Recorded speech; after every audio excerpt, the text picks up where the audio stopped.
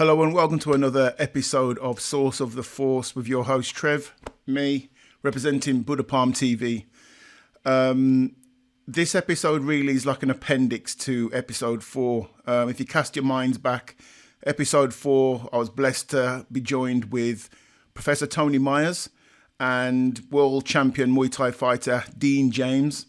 And for this episode, I was able to discuss further things with Tony about the effects of Muay Thai, the mental aspects of Muay Thai, what the rigor, mental rigors, physical rigors are for Muay Thai in preparation for a big fight, and also the positive aspects that Muay Thai can have on people and the community as general. So it's an interesting one. Stick with it. You know what I mean? Tony's wicked at casting some jewels and sharing some knowledge. Man, he's a great guy to talk to.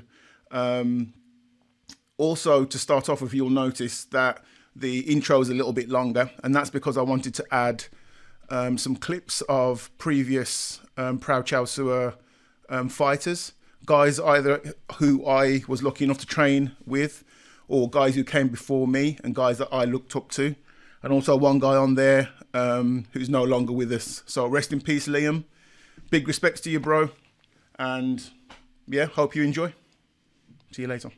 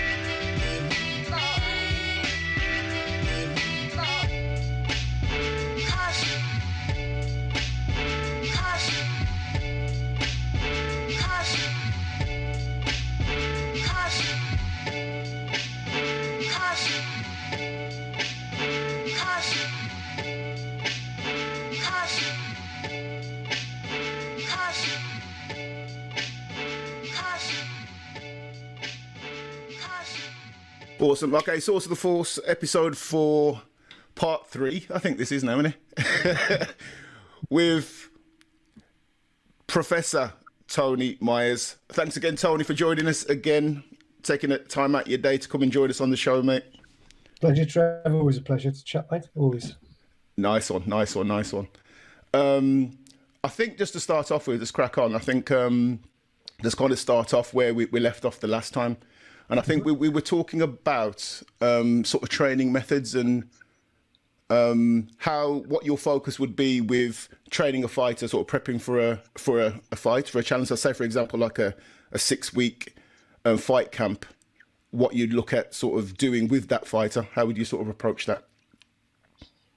Yeah, it depends, I guess, on the level of the fighter and how long I've worked with them, to be honest, Trev. But if I'm talking about the lads who are usually good, then essentially, even though 6 weeks is too short a time to learn anything, it's focused on polishing what they've got So I still strip people back to basics. So that connection with basics is important, but you tend to take shortcuts, which initially make things smoother, but in the end, I think that it can lose a bit of connection. So even training fighters who are very, very experienced, like talking with Dean before, Dean, we always go back to football. We always go back to basics, connecting, tweaking things to connect, even on a 6-week fighting camp. So he wouldn't particularly be able to focus on too much new. Even though things are polished, and there might be the odd thing that we try and introduce depending on what the situation call for. It's really, development happens outside of that. It happens when you're not pressured. So the learning environment outside of that immediate camp is useful. As fighters get more experienced and fights come along and opportunities come, sometimes people have to take that short window and they don't necessarily have the time to fully develop in between fights, but ideally they would. So it's a case of polishing that, and sometimes that polishing is reminding their body, reminding them again that they've connect back with basics. So they're fundamental, using the canvas to generate power, tweaking things that, depending, because these guys obviously do a range of things. If they're more experienced, they might also be coaching. So it's, you get bad habits when you hold pads to a point. You sort of stand slightly differently, and that's ingrained a bit. So it's getting those habits out of somebody again. But if they're more of a novice, then it's as much working on their, and I think it is for an experienced fighter, but it's very much more for a novice, their anxieties around getting in the ring. Maybe if it's the first time they're stepping in, so it depends where they are. I mean, it's useful for everybody to have that sort of unease of stepping in there. If it's too comfortable, they can be complacent, and that means they might not be so attentive to detail, so much interested in getting out there and pushing themselves to the nth degree, which you sort of need, really. I think that complacency can be very dangerous, so you don't want that ever. But somebody who's never stepped in the ring before, it becomes a big thing to step in there and perform in front of people. And so I think you work slightly differently with different people. So, but it's still basically, in a short camp, it's polishing what they've got. That means they've learned prior to that. They're bringing all the experiences of previous fights or spars or training all together, and it's trying to make them the best they can be at that moment when they step on the canvas. Yeah, so if a new guy comes through your door and he's coming to your gym, how would you go about starting the whole sort of journey for that person? You know what I mean? I think the first thing really is for them to watch more accomplished fighters. I mean, people learn in different ways, I think. But watching, as humans, we're good at visual. We are very good at visual learning, really, whatever our immediate preferences are. So I think being absorbed and watching people, because I think that's important to watch and see. So, and I think if you talk to some of the lads who became very good, that's probably what they did, and what inspired. Seeing people perform is what inspires people in the first place, and seeing what can happen and what possibilities are physically is part of the journey. But then fundamentally, I'm where, even though the importance of footwork is fundamental, that was, even though I was sort of a bit resistant when I very first was training with Pimu in Thailand, who was very focused on footwork. As I've gone on over the years, that is really essential. For me, that sort of foundation. It's a bit like building a house without having foundation. So it's fundamental, but I also am aware that actually you can't quite spend the time that you might think you'd want to, because people want to learn things, and that they're capturing their imagination, capturing what they do is key. So if you were to spend the whole time just walking, and one time I think Pimmy used to come across and do seminars, and the one time I'd say to him, Pimmy, we've got to, even if they're only 10% good, we've got to let them go on, because these are paying money to learn. And at the moment, they ain't going to pay, they're not going to be coming back again if they spend 2 hours trying to match the footwork up, get it a bit better and sharper. So it's a case of them recognizing this is important, but it's something to work on, and how this links to other things, really. Sometimes it's about looking, and it's not just a fixed plan, because it's looking at what the attributes of that individual are. both potentially psychologically and physically.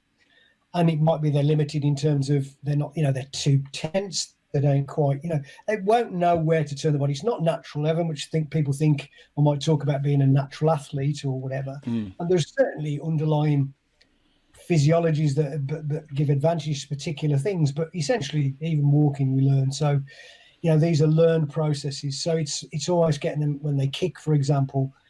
It's not, we can say relax and you can say turn your body in, but actually what the person listens to might be something completely different to what the coach says. So it's almost saying, look, give me a leg, lean against the rope. Let's get your leg loose. Let's rotate it just to show you where there's no resistance. Okay, this is how much you've got to turn in. This is what it feels like.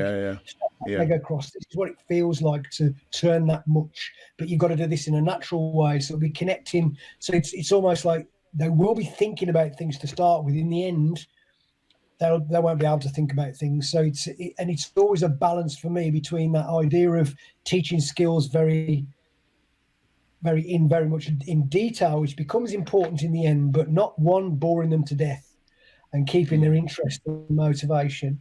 And secondly, doing that not in a false context where if you static pads and somebody just kicks, then they become very good at kicking pads, but not necessarily kicking people in the sport.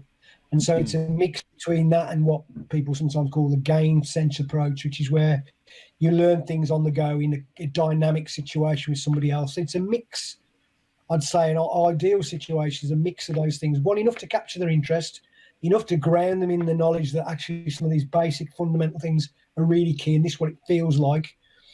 And also get a sense psychologically, so I think it's not great to go in hard sparring when they first come in because that tends to set, that we tend to be quite naturally unconscious protective. So if somebody's, you tend to wince against shots and your initial reaction, if you've had no training, is to pull your head away from shots. You don't want a fighter to do that. You want a fighter to be able to look at the shot and slip it and get in or see it and block it and look for their own shot as the person's even delivering. And that takes a particular mentality. And it's easy to destroy early on if they're in very hard fights where all they're doing is trying to survive. Yeah. So the sparring, the idea, I guess, I got from Thailand, this wasn't my own sort of way I train people initially, but one of the things, the message I took from Thailand is they sparred and play, the emphasis on play. They were playing with technique. I think that's a good way of learning and gradually exposing people. So once they're very confident in movements, then it can become a little bit harder and things can be a little bit faster. So it's just that idea of the basics really sort of get people to feel the technique, but also, and it's like very difficult to pull the psychology out from the physiology, and the technical. So it's all together really, if that's possible. And of course, it's not so easy to do really. It depends on the person, and you have to sort of adjust things based on the individual, physically and psychologically. Yeah, and plus, I guess you've got the limitation of time as well compared to in Thailand. Obviously, they're training twice a day, and you've got maybe a couple of times a week if you're lucky. If someone might turn up to training. Trying to get the same depth of knowledge is a tough one, isn't it? It is. So that's really where they have to be captured. You can't try in the West. Well, maybe not every gym, but most gyms, most people turn up at least for the first time, or when they're novices, they're not going to have that time. And that time where if you turn up to a gym at 8 years of age in Thailand, and that's the place, that's where you go every day, maybe 6 hours a day. That's a different exposure. That's both a different exposure also to watching. So you'd be watching and immersed in that culture. That's a different experience than people get when they turn up to a gym in the UK. Yeah. And so it requires those to become anywhere near that level requires something of them really. You can't just do it in the time. Even the elite fighter who's got more exposure to training has to be thinking about it. Has to be focused on it outside of the time they're in the gym. So the best fighters that I've worked with really, they don't just stop when the gym session finishes. They're part, because their identity and everything else is tied in with this, which sort of can be a bit of a double-edged sword really. But that's essential really to be able to produce the sort of level of performance that's needed. You've got to engage a long time, whether that's thinking about it, practicing on your own, thinking about the movements, whatever. That's essential. So that's why it's important to try and capture people because that takes a lot of motivation. That people have to be inspired to do that amount and level of practice and detail in the end to get good. So that's part of it. So that's a big part of it, I think, and that they'll get that from different places depending on them. Yeah, but that seems to be the story that people have had. They've got somehow they've got some sort of they've been inspired by something to carry on that level of engagement, because you can't learn anything in 2 hours a week. That's not true.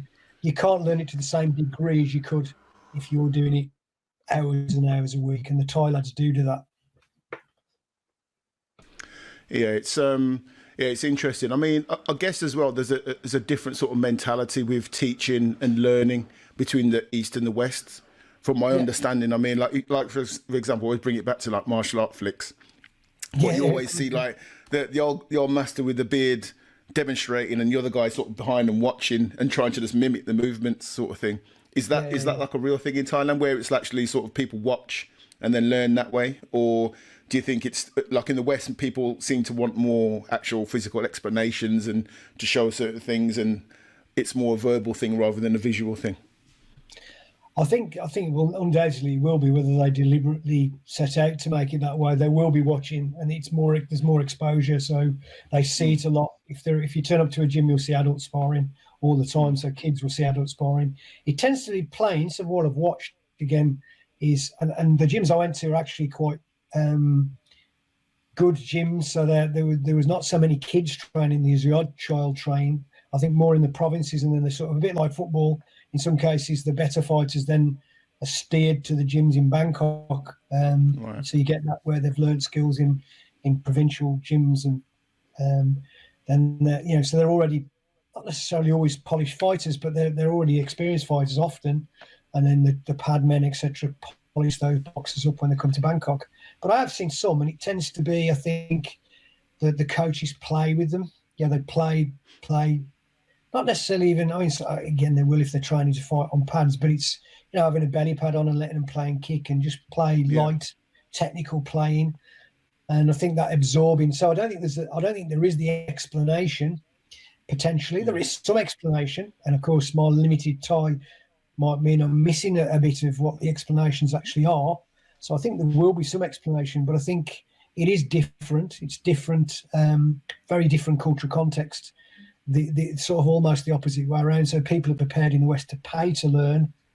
In Thailand, they do it to earn money, and there's a bit of a different dynamic there. It's also a very hierarchical society.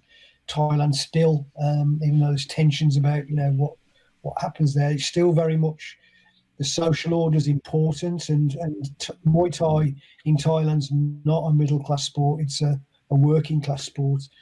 And gym owners and those all the purse strings have a bigger sway than would be the case in the UK, where people are quite able to jump ship and go wherever they want to, and they sort of have less connection. Even though I think in Muay Thai itself is probably different than some other combat sports in that way. Maybe some boxing gyms as well are similar. Whereas you do get your identity is partly tied up with a particular gym. I think in MMA, where there's different disciplines, people tend to jump ship a bit more frequently. But it does happen in Muay Thai too. It depends where they train and what they want to do.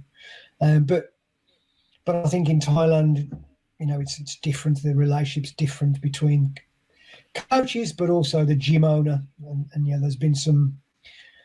Well, I remember training the year between. So there's a year between that I missed going to Pimu, really, where it was. And I went to Boy Gym in Bangkok. And there's a lad who won the title there, Ashwin. So I, again, was a bit naive to the whole social context of Thailand. It was the third year, I'd been to Thailand. And I'd gone on my own. No, I hadn't, I took Tony Moore's son. So the one guy who actually introduced me to Thailand, Tony Moore, who's run a gym for a long time, former British champion a long time ago. His lad was about 15 at the time, Steve Moore. And he was training at the time in this older Thai martial art, if you like, with Kabi Kabong, where they use swords, and there was a school in S01, and he said, would you take him there? And they'll look after him when he's there. He'd been there lots of times. So I did that year. I went and took him there. But I trained at Boy Gym, which was sort of very close to a tourist area, really. And when I was there, one of the lads won the Rad's England title. S01, a box called S01 won the title, and I got quite a good relationship with one of the boxers there. And so they had this party, so this big party for him winning. And again, I was naive to the whole cultural context, so it was a bit shocking to me to see this guy who won the title, and actually the guy himself was massaging the gym owner as if the gym. I realised obviously the resources there and the opportunities came to a point from that gym owner, but it was a very different dynamic than you would have got potentially from somebody in the West, where, for me at least, in my I thought, well, why is this? It seems a bit strange, really. Why aren't we celebrating the boxer more and not why are we celebrating the gym owner? Some of the gym owners look after the boxers really, really well, but it really depends on that relationship. So I've seen gym owners be extremely generous, but it's almost that depends on. Yeah. The generosity comes with the price. You know what I mean? Yeah, I've invested all of this, so yeah. And they do. It's a lot of finance and stuff, but again, it's that human relationship, and so the dynamic's very different in the UK, I think, and the West, even though it varies, I guess, place to place. It varies and it's different, and I think that is part of it. So I've spoken to lots of Thai lads, and it's that, and that not all of them are by all means resentful of the gym. They, in fact, it's really been essential to them and where they've gone in their life, and some of them coming out of it really good. And some of the gym owners, Pinsinchai, for example, General Pinsinchai used to offer all the gym. There could be policemen, because he was, I think, number 3 police chief in the country. He had his TV channel, and so those were, they had the opportunity to go into, a career afterwards, which is, yeah. So there was, but again, it was very hierarchical. They were, I remember sitting at breakfast, talking to him actually about, he'd done a doctorate, and his English was okay, and sitting with him in his kitchen at breakfast time, and all the boxers coming and queuing up to take vitamins, queuing up to have their vitamins. It was like, again, something that was really strange, that you wouldn't get the same sort of subservience or anything in a gym in the UK, because the power, it's a very different power dynamic between coaches. I'm not saying there's not it's not the coach doesn't become important. Depends on the individual, but the relationship's different, I think. Yeah. So would you say that the whole thing, like in Thailand, the fighter's name that have their surname, that kind of have the gym name as their surname? Do you think that's kind of part and parcel of that, where it's kind of like an ownership thing? So, you know what I mean? You're part of this family, but this is my gym, so you take that name, you leave your name behind, and do you know what I mean? Just sort of struck me.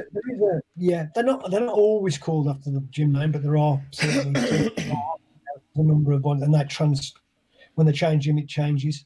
But sometimes it's nicknames, sometimes it's a sponsor. Duo Kongodom has to Duo where his nickname is fight. So most boxers have a fight name; they don't use their own name. Thailand Pinsinchai is not Thailand. That's not on his passport, nor is Duo Kongodom. And he said Duo said it was a sponsor. I think it was a mafia who'd sponsored early on. Maybe, I don't know how long before. Duo is a bird. Duo is a bird, and then the name after. So it's not no relation whatsoever to his passport, to his real name, and birth. The same as Thailand Pinsinchai is not either. So you get Pinsinchai gym on that. You get Narapai, sort of two gyms, if you like. Narapai and Pinsinchai were, I'm not sure exactly even of the dynamic or how that came about, but they were all, same gym, different names. So yeah, there is a case of this sponsorship. I think you've got it very little bit with big sponsors in the, to a less extent, where people wear logos on the shirt. So there's there is a dynamic. I mean, I'm not pretending sport in the UK is not without a power relationship. And I think, I've said a long time ago, if we as in Muay Thai choose to want more money and want that commercial aspect of it, which means fighters can get money, you also give a little bit up as well of freedom, and there's sort of where your image is managed, and you are in a way subservient to a point to your paymaster as well, really, in terms of the image you project and what you say. And so there's always a cost benefit when you're being paid, when there's that that money involved, or money or status or whatever else that the currency is. And I think you do get that, you get it, but it's not the same. I don't think it's quite the same. Still, people have a choice to go into that. I think sometimes in Thailand they don't have the choice. They go. There's more opportunities. There is a growing middle class, but it's different. I think so. It's different still. I think social mobility potentially is easier in the West, but even saying that, some of the boxers actually were quite well educated and did well out of it. I remember, Queen again, he came to stay with me. Top Attack Wanchalerm, and the owner of the gym was really nice. He was a lovely guy, but he wasn't necessarily the guy who ran the gym. He was also a nice guy, but there was a tension between him sometimes and some of the fighters that weren't paid. But Top Attack in the end, they got a degree, as Duo had. They both got degrees. I remember Top Attack. Didn't he fight Crook? He picked Crook. He did. Yeah. I remember that. I remember him. Yeah. So he stayed, not that time. He stayed actually when he got cut and got beat on a cut against Kevin Harper. The referee stopped it, much to the dismay of the corner. But he got cut, and it depends who the referees and stuff. But he came. Now he's a very successful businessman running a gym in Phuket. He was very generous as well. When he took me and some of the lads over and looked after us really well. We had a weekend where we trained there and some of the lads partied there really when we, in Phuket. And he remembered, I guess that's one of the things as well that I like about the Thai culture, there's memory about, respect for teachers. And that's sometimes where the social hierarchy changes. If somebody changes social status, they've been a boxer and they change social status, so they become a chief of police, which was the case with Pimu. They still respected that he was my teacher. So I think there's that idea of the teacher and past teachers, so that connection with history that's been really quite important. In Thailand, I think it's actually quite important here as well. It's easy, that roots, if you like, of things are quite important to people, particularly when things are uncertain. I think that's important. I think people want security, knowing they're from somewhere and there's some connection with somewhere, and what they're doing has some history to it, if you like. That can be good and bad, but I think it's important, that sort of thing. Yeah. So, just a while ago, you were talking about the sort of connection with Muay Thai, with potentially getting more involved with advertising and making the sport more, accessible to the masses, sort of thing. But obviously with MMA taking off as it has with UFC and Bellator and all that stuff, and Muay Thai has kind of been seen as being the martial art, the stand-up part of MMA that people are adopting the most. Have you seen like a transition with Muay Thai being more accessible here, or becoming a bigger thing, or has there not been that much of a knock-on effect? Has it still been sort of channeled towards MMA? I think there's a recognition here. It wasn't to start with. I think it's been a slower transition to that, but I think it was very experimental in MMA. Different initially. There's different emphasis. So you got initially BJJ, which is still obviously they're all important. But they become the difference between people winning when people haven't got those skills. BJJ wins. If they take to the floor, they win. Once people are very competent at that, and the differences between people are much smaller, and wrestling, takedowns become important, protecting against wrestling, that again becomes important. The skills level out a bit in boxing, and then you've got sort of kickboxing. So Muay Thai, particularly with a clinch, becomes, important. It became something that, again, offered something different, I think. In terms of how that's affected Muay Thai, I think people know more about, are more aware of Muay Thai, at least what it is, whether it's a real genuine know of what it really is, or whether it's just they're aware of the sport, what it looks, that kick and punch and knee. Maybe they don't necessarily exactly know, but then that's like everything, really depends how much exposure you got to things, and we don't never know what's good and bad until you're really involved. So when you turn up somewhere, you make judgments on what it is from your own personal perspective or your own views of other things, and so you can't know whether something's good or bad initially when you just look at it. You go, celebrity, maybe, yeah, he's famous, it must be good. It's only when you're really involved in the sport you can tell what's good and bad without that sort of external reference frame where somebody says, no, he's good, or that she's good, or whatever.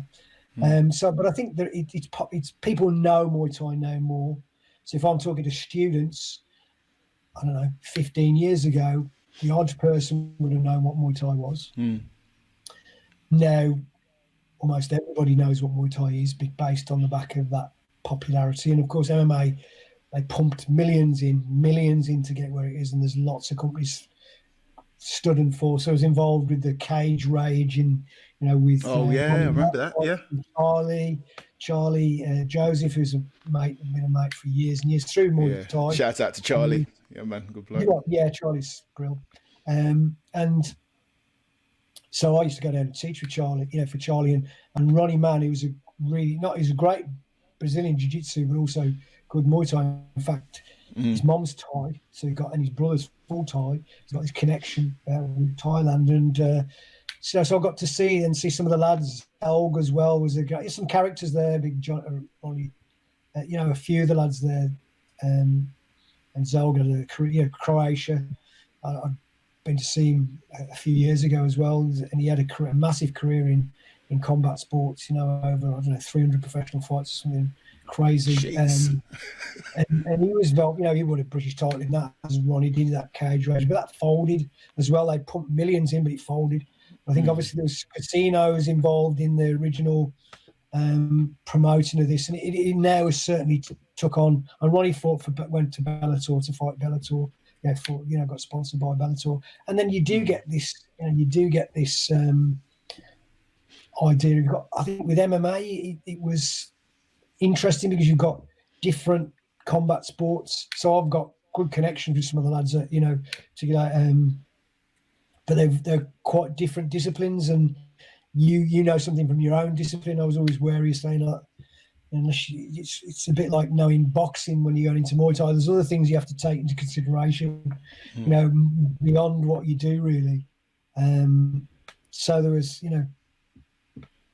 there's that idea of these people all training, and you teach a little bit of it, and I taught the Muay Thai bit. And I think the Muay Thai, again, they've got to get very confident in those bits of it. I've had some MMA lads who've really, I think, where they're training a traditional aspect of it rather than just coming as this eclectic mix of things they've seen as MMA.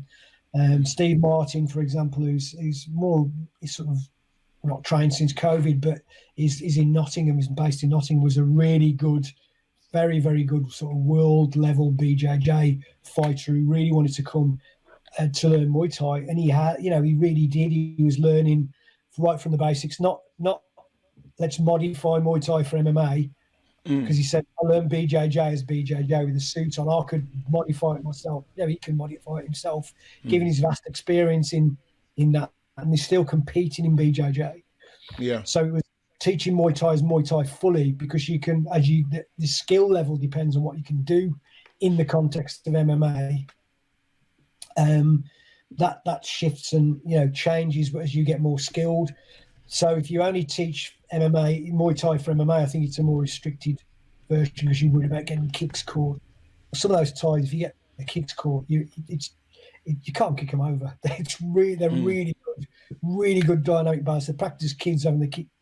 It's really difficult, so they've got all the confidence in the world of throwing these things. That wouldn't be the case for somebody who's learned a bit of it, who might be very vulnerable to getting the kick caught and taken down. It very much depends on the skill, I think, of the individual and their exposure to it. And so I think it's quite good to have those different disciplines, solid grounding in those disciplines, just same as wrestling, really. And then being sort of be able to, you understand that martial art on its own, and then be able to adapt it to yourself, to your little bits to yourself. Yeah, the self in the context, and even if their opponents, it changes, because I think there's such a lot of different possibilities when you're facing people with their own strengths. There's a range of things that it can very much depend then on what you do, depends on the level of skill of your opponent, which it does in a lot of things, but it's just there's you can have somebody who's a stand-up fighter and not so strong on the floor, they're good at not being taken down or whatever, and then you get somebody so you get very different combinations really. And we've got some. I've got connections. So Saeed, wrestling coach, has worked with Dean, for example, and he worked with Ronnie. And so I know some of these people, and he's very, sort of very good at wrestling, very, very good technical spot on. He went to Thailand and trained with Pimu and was, really fascinated because he saw the connection between the grappling, and sort of Greco-Roman wrestling, and some, he's very sort of very knowledgeable and very technical and sort of in wrestling, and that was in those connections. But that was a sort of accidental connection, really. I'd still have liked, to be honest, to sort of be out, if he was going to teach MMA, to have been really absorbed and work with Saeed on a lot more things than we ever did, because we was teaching size. He's based in Bristol. I'm based in, he's based in Wolverhampton usually, or wherever. And it was people travelling to train, and then you quite get that connectedness, really. There's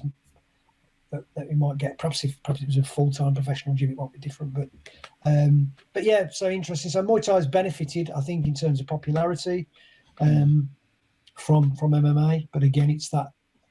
So what version of it depends, So I think some of the Thais are doing okay. I think some of the Thais are doing okay in MMA. Just again, able to use some of the skills they've got. Dean follows more. To be honest, I don't have an enormous amount of time to follow MMA, but Dean often says, "Oh no, this Thai's done really good and done really well here, and he's used this skill." And some of the boxers I know, I think have had a go at doing it and done well. So it's an interesting avenue. They probably actually hark back to some of the earlier times, Muay Couture, where you had bandages. So I watched bandage boxing, and where they bandaged hands, a bit like the MMA gloves, about as solid, really, as small, and they could grapple a bit, So it probably harks back a little bit to an older style of Muay Thai too, really, even though those skills are probably not in the stadiums. So what was the rule set in those matches? Is that something that still happens now? Or is that like a proper throwback thing? Muay Couture. Muay Couture is, which means couture means boxing, bandages. I mean, and the matches, I think they still have some on the. There's been a bit of a throwback to it now, because obviously some way of attracting some, some. So they've done Muay Thai in a cage, with MMA, does that sort of simulates it. But yeah, on the ball. In Burma, really, sort of Myanmar, Burmese border. So we met me, Will and Yuki and Dave Lloyd went with the British team at the time. I was British team coach that year. I think it was around mid-90s.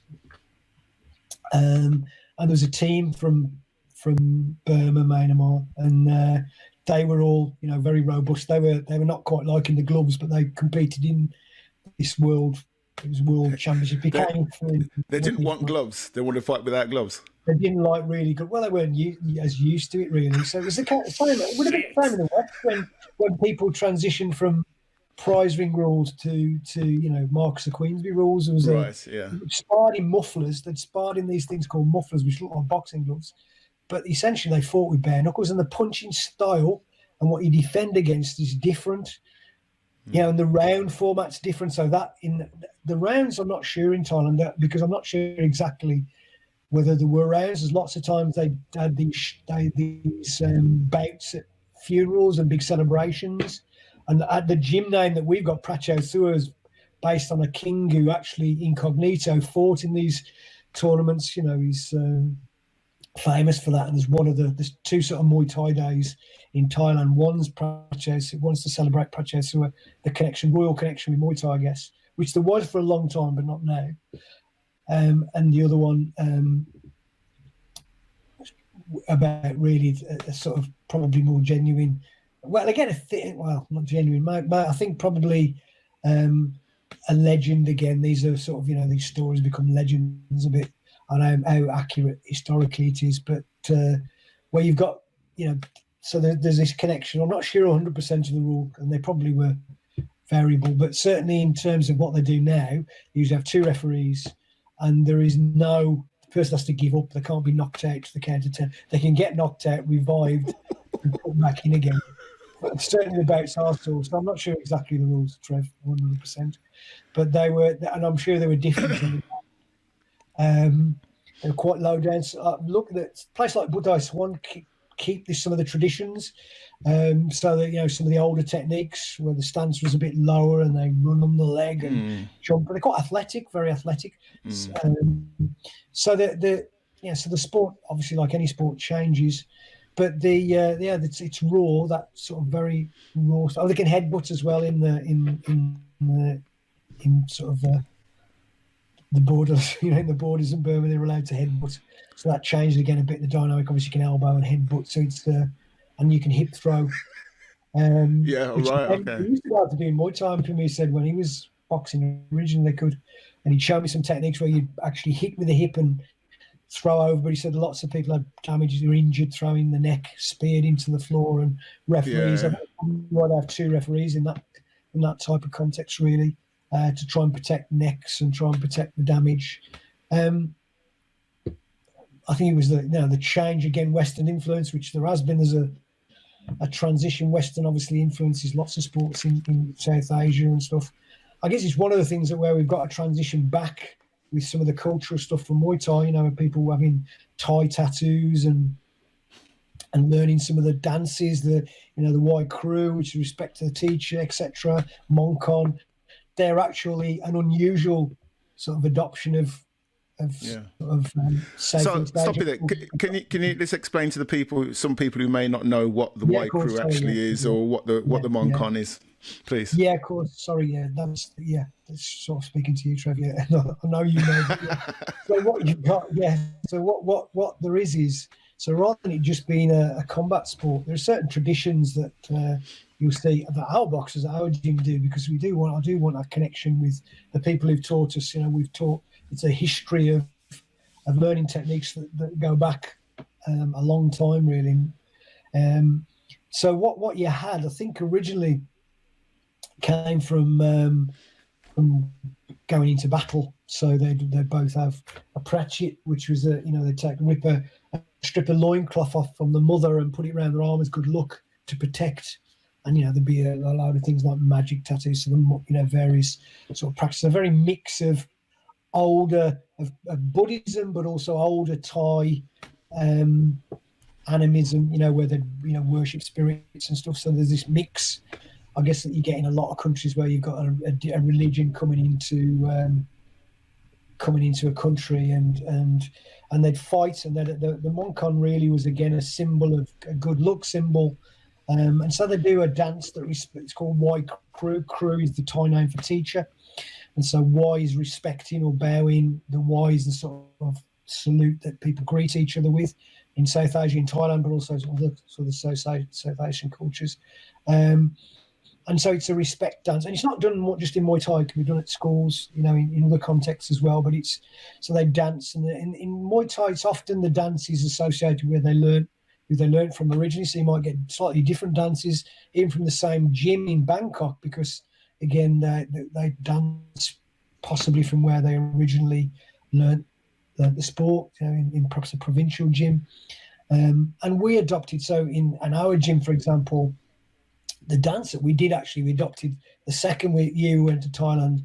Me and Yuk Fung went to Chiang Mai, and the guy called Tutu, who's been a former champion, taught us and videoed this dance, a fight dance, which said he paid money for. He didn't learn it at the gym. He paid money for, because it was a very old dance where the warrior does makeup and combs his hair before he goes into battle, and then it's a snake. So this is a fight dance. Originally, Will Hastings and Yuki Fung would have done. Will being a former champion, first British champion from our gym, Pracho Sewer Gym, and so this fight dance is still done. So Dean, James, and all the other boxers who've done it will have done this fight dance, which sort of is that respect to the past, if you like, but also and we build on. It's a bit like the idea of, from an academic sense, knowledge. You build on other people's knowledge, so you try and refine and build on. And it's the same in Muay Thai. We build on the knowledge of the past, and even though context changes, there's certainly a continuity across time. And you couldn't learn things without. You can't learn things without other people, and you certainly don't. We don't invent that knowledge. It's something that's been passed down, if you like. Not exactly the same. It's not. So it's tradition, but it's not just buying into that tradition without challenging it. And I think there's a transition and a change all the time. And certainly, as in Muay Thai, Thais are very pragmatic and want to win. So gyms want to win, so they adopt practices that mean they'll win in that particular context. But that's So I think one of the things is that, and the tattoos, again, are done by Buddhist monks, for example. Boxers have them. So Western boxers love these Thai tattoos, and they'll practice this Thai dancing. And so that's, if you like, something that's actually quite unusual. I think most things go the other way. Lots of things, Thailand absorbed football, soccer, and this is an interesting transition the other way. I think that's the case also in Japan. So you've got some Japanese traditions coming in terms of martial arts. So martial arts is the one thing I think where you've got a transmission, maybe not the only thing, but certainly one thing I'm familiar with, where you've got a transition the other way. You've got a transition from east to west rather than west to east, which tends to be the case predominantly, I think, because of the balance of power, if you like, balance of money, etc. So it's an interesting dynamics people taking on board. Of course, their version of what this is, it doesn't mean they're absorbed completely in the culture, but certainly cultural practices. And so in judging, we tried to take that on board as well. So part of my own research was about trying to use Thai ideas and make British and Western judging more consistent and more aligned with the Thais, who were very consistent or perceived to be at the time. Yeah, that's interesting. I mean, it's interesting to sort of your comment on that, because I think that's something that Dean touched on as well when we were talking the other week about kind of just making sure that you're showing homage to the guys that came before you, and like the whole Y Crew thing is kind of like paying homage to exactly the same thing. Do you know what I mean? And the fact that you go into war, you're going into a fight with the band of a bit of cloth from like your family, and then you've got like the tattoos to give you good luck, and then you're doing this dance to show that actually this is like the lineage of what I've learnt for I'm carrying that into the ring. Do you know what I mean? It's quite like a respectful martial art. While people might look at it and see it's just like brutal, there's a lot of respect and honour in there, really, as in a lot of martial arts, I guess. I think that's true, Trev. I think because of that, I think the more brutal something is, the more uncertain things are, the more people hang on to tradition to a point or want that, because it's deep when you go in completely uncertainty. So it would be, I can imagine how fearful, even though you might want to show it, if you were going to battle with swords. And you've got to go in there and face. Again, I want all. If I'm going in with a sword, I want all the tattoos. Yeah, and every tattoo on possibly. In there, and you've got that uncertainty of the melee of what God knows what it was like. But you want to hang on to, and so there's certainly this sort of idea of magic tattoos and of these rituals that connect, and you can understand. I can understand that people have symbols. They, in an uncertain world, that's the same in the West, really. That you have slightly differently, but that sort of idea, having whether that's superstition practices, and I think we in psychology, there's a couple of interesting. I had an undergraduate who looked at that superstition, and all religion or whatever else it happens to be, to sort of try and manage the uncertainty you've got. But also, I think in terms of people going into the ring, I think in the West we tend to be promoting, and self-esteem's often about being independent and about being self-made, but really we never are. Nobody is, and as a fighter it's exactly the same. When you step in that ring, you owe, if you've done a good performance, of course you owe it to yourself. You've got in there and done it, but you also owe all of the people who supported you, who put themselves on the line to spar with you, those who inspired you in the first place, or coaches who gave the time up and tried to guide you, or people you watched, or the gym members you watched and learnt from, your family who put up with your moods when you were cutting weight, or your extra training when you couldn't be there. All of those go into that ring. And to a point, sometimes that's, a big responsibility as well. Everybody's, I think some of the nervousness comes from the expectation. So people have an expectation. Everybody's expecting me to, and to a point, you can't control that. So it's, when I'm working psychologically with somebody, it will be saying, you've got to control what you can control. And you can never control everybody's views. Everybody will see that particular performance, that fight, and have their own view on it, have their own expectations before they watch it. And all you can do is be true to what you want to achieve in there. And your opponent's going to try and stop you, and you won't know how good your opponent is. An independent factor, again, you can't control. You might be able to sort of try and nullify their strengths, but you can't exactly control how good they are. They are how good they are.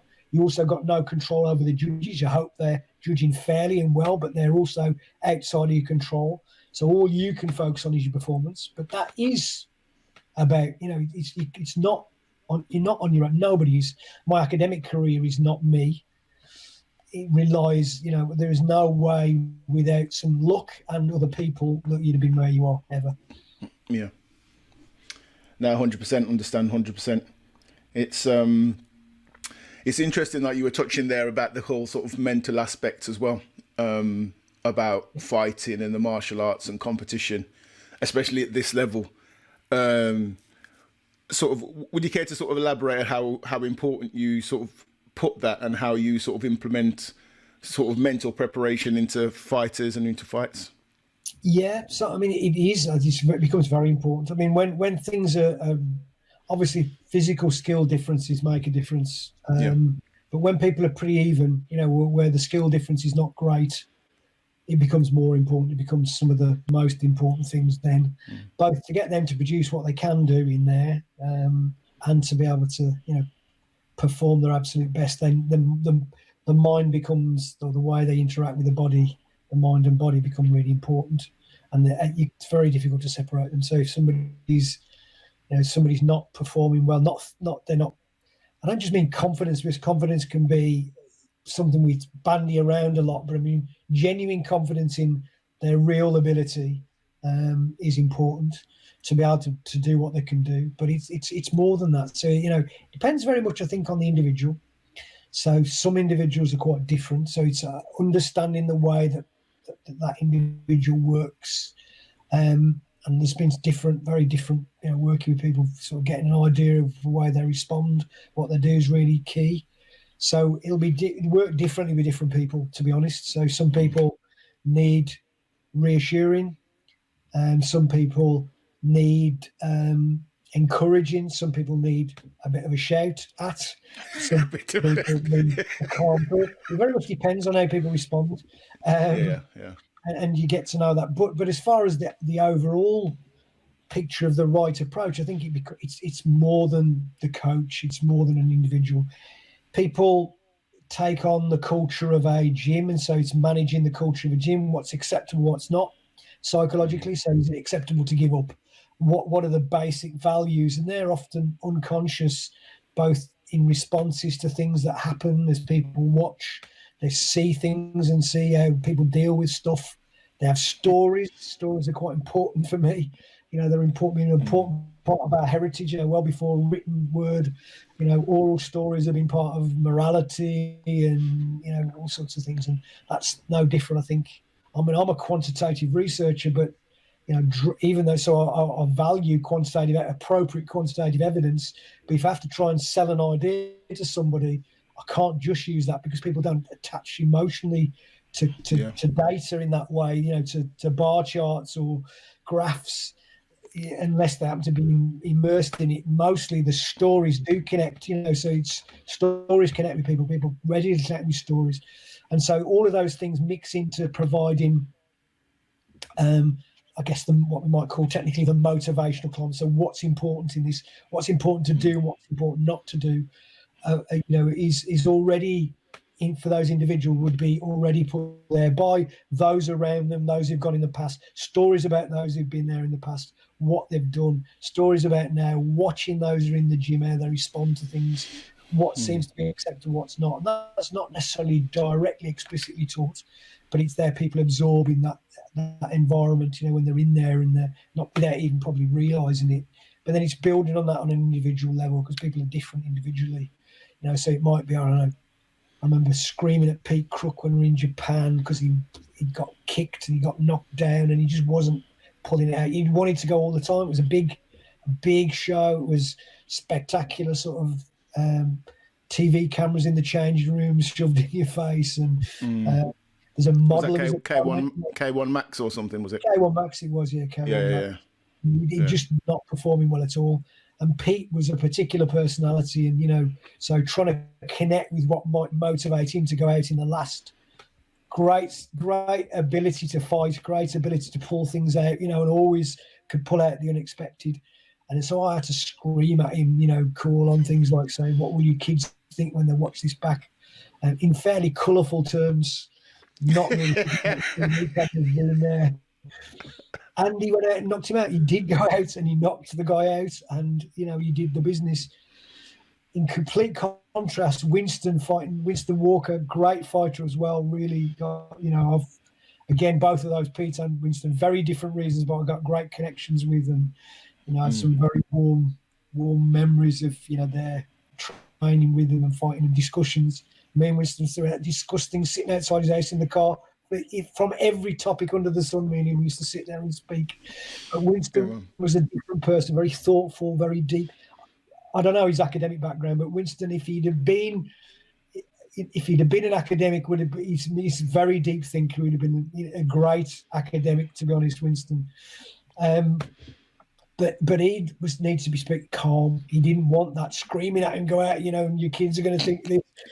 It was sort of, he got cut against Paul Steiner. We trained with a new Paul very well, actually. He was a good fighter from Scotland, Aberdeen. And he cut him with an elbow, cut Winston with an elbow. He'd come back to the corner.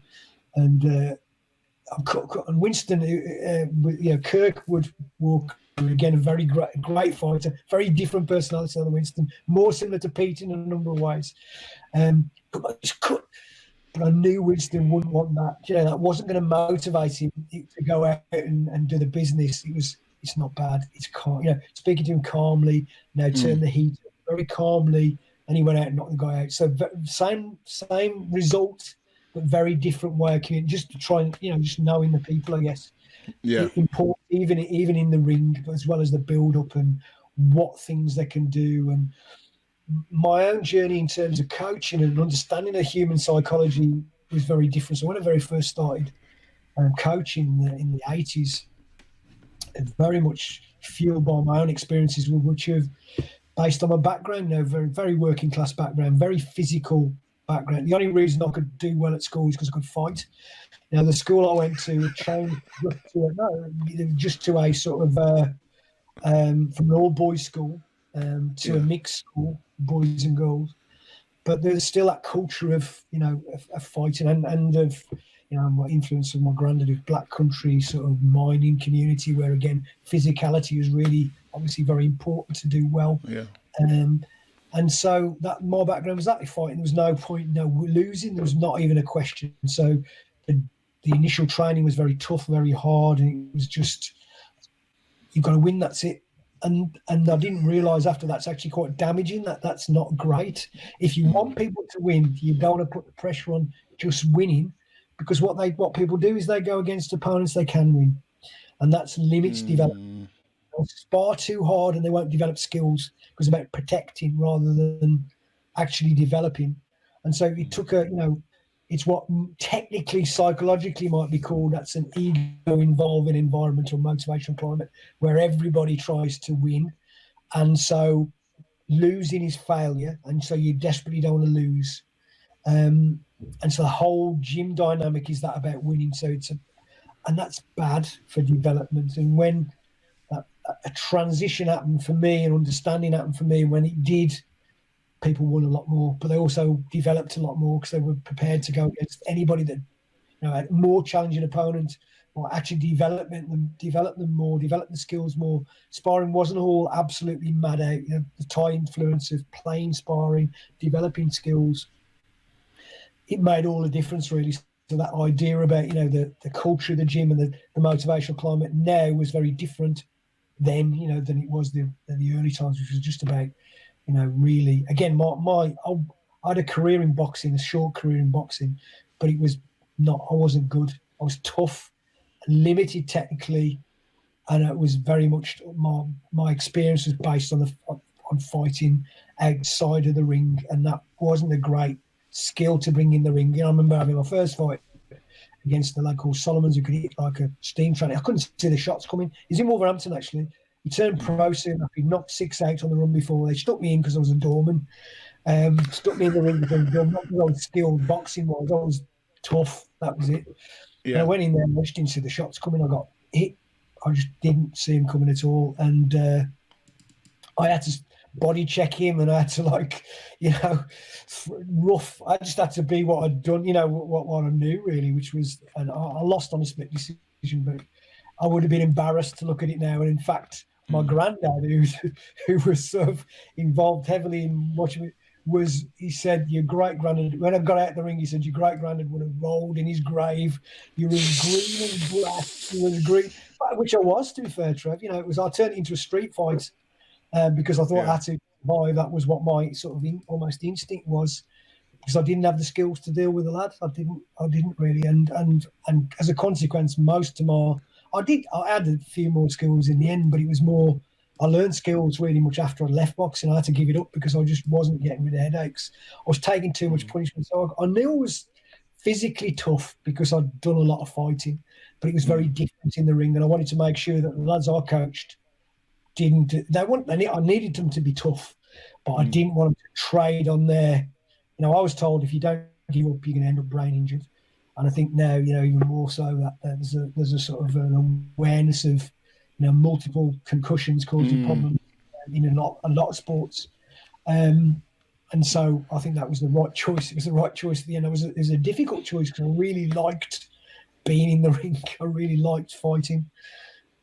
But it was the right choice for me, and definitely the right choice, I think, to focus on techniques. So when I got the chance to see Pimu and how inch perfect or centimetre perfect some of the techniques were and reasons, I really latched onto that.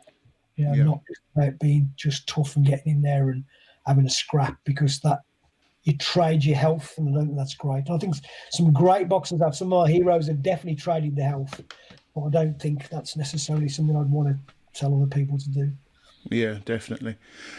So going on to, I think what we were talking about previously about sort of media, music, and that sort of thing being involved in you bringing sort of coming up, but sort of talking about sort of fight preparation and also the sort of mentality of preparing yourself to go into a fight and performing. I noticed that you're not really keen, like while we're training, you were never really keen about having music playing. Do you know what I mean? Is that a case of, is that a case of like, you think, right, okay, when you're going into a fight or if you're going to train, you don't need any external stimulus. You got to have you got to have whatever you need. It's got to be already there. Because I'll tell you why I say that. On my third fight in Galway, I remember I had like a playlist on an MP3 player that I wanted to sort of warm up to, blah, blah, blah. And I switched it on. 5 minutes in, my batteries died. And I was like, shit, and it just completely threw me. Do you know what I mean? So for what you're saying, if you have everything that you need internally already without the music, that never goes anywhere. Do you know what I mean? In a way, I think it's true, Trev. I mean, it is true. You see, definitely. I mean, even driving up to fights with Dean, I'll be listening to lectures, and he'll fall asleep. So anthropology, I remember going up to Manchester, to Leeds or Manchester. Get the blood flowing. It's just a lecture. I'm just interested in human anthropology, and he went, asleep. Whereas Dean is very connected to music, and I absolutely have got no issue with somebody, particularly before the fight, having music. But in terms of training, it is that internal music, really. Again, I don't know whether this is my own experience. I remember being in, it's sort of the idea of being in flow, the zone, and these are terms they use in psychology for sort of being absorbed in the moment and what you're doing and seeing things sometimes. Time distortion, people talk about a time distortion, etc. When I've done that, I didn't do it in my boxing career, but in sparring, when I was much more practice, you've got to be sort of a skill challenge balance, if you like, where you were in that. It was sort of, it felt like an internal music to me. So I could see shots. I couldn't get it. Almost felt like I couldn't be hit by slow motion, and I could hit people at will. In that space, it was sort of like it is a music. I tried to create that same inner music, if you like, that I thought external music distracted from. So music for me, more than has been a rhythm to fight with or to train with, has been something about, has been a connection to memories that connect with things rather than the actual rhythm of where I do realise fighters need that sometimes. And I know even like training partners, see music, I never run to music really, particularly used to get lads up at 6 o'clock and I used to drive round to the fighters at that time. We used to run on Cannock Chase over hills every day. We used to run. None of them listen to music, but I know other lads who come, they put headphones on and wanted to be pumped up to Eye of the Tiger, the sort of connection. It's a bit corny, but it doesn't matter really, does it? Because it's the connection that person has. It doesn't matter what someone else thinks about it. If that person connects to that music and that helps, and certainly people have had music in the change rooms to be either be chilled. So it's about saying you need to feel like this ideally.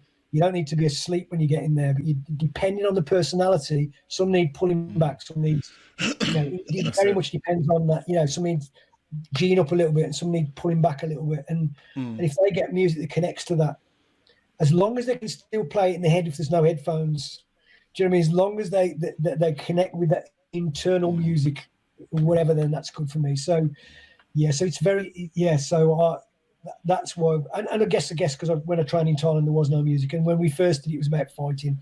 The initial thing was about pure aggression.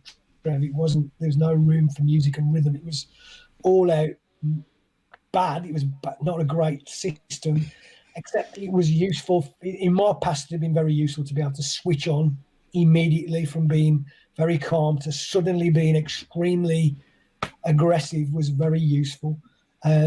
And that's the way I originally trained, and that's not great for the ring necessarily. So, it would be good to watch though. Where it came from. It'd be great to watch. Shit, you know what I mean? I do remember that time when my batteries just ran out, and I thought it just completely threw me. Do you know what I mean? It really, really did throw me.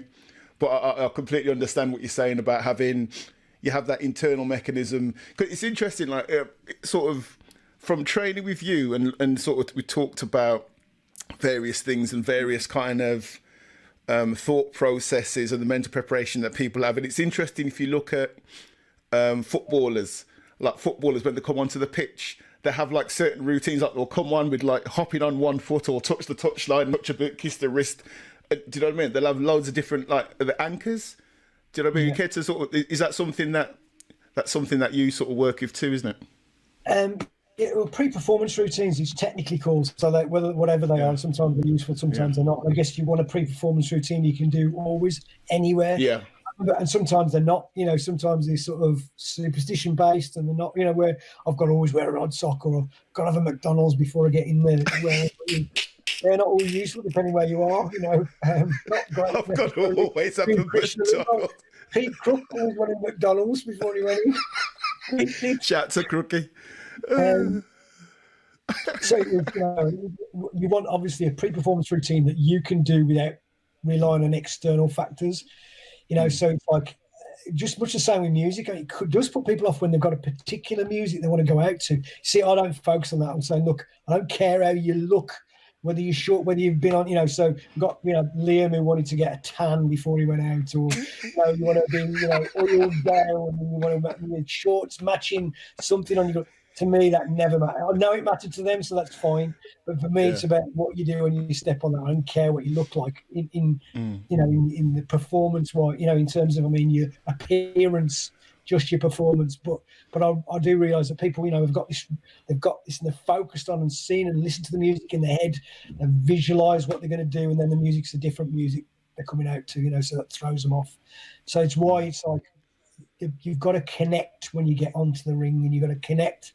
So my sort of idea of pre-performance routines is getting them when they step on the canvas, feel the ropes, feel the canvas, know that the crowd can't influence you, know that it's just you performing. Your opponent's your opponent.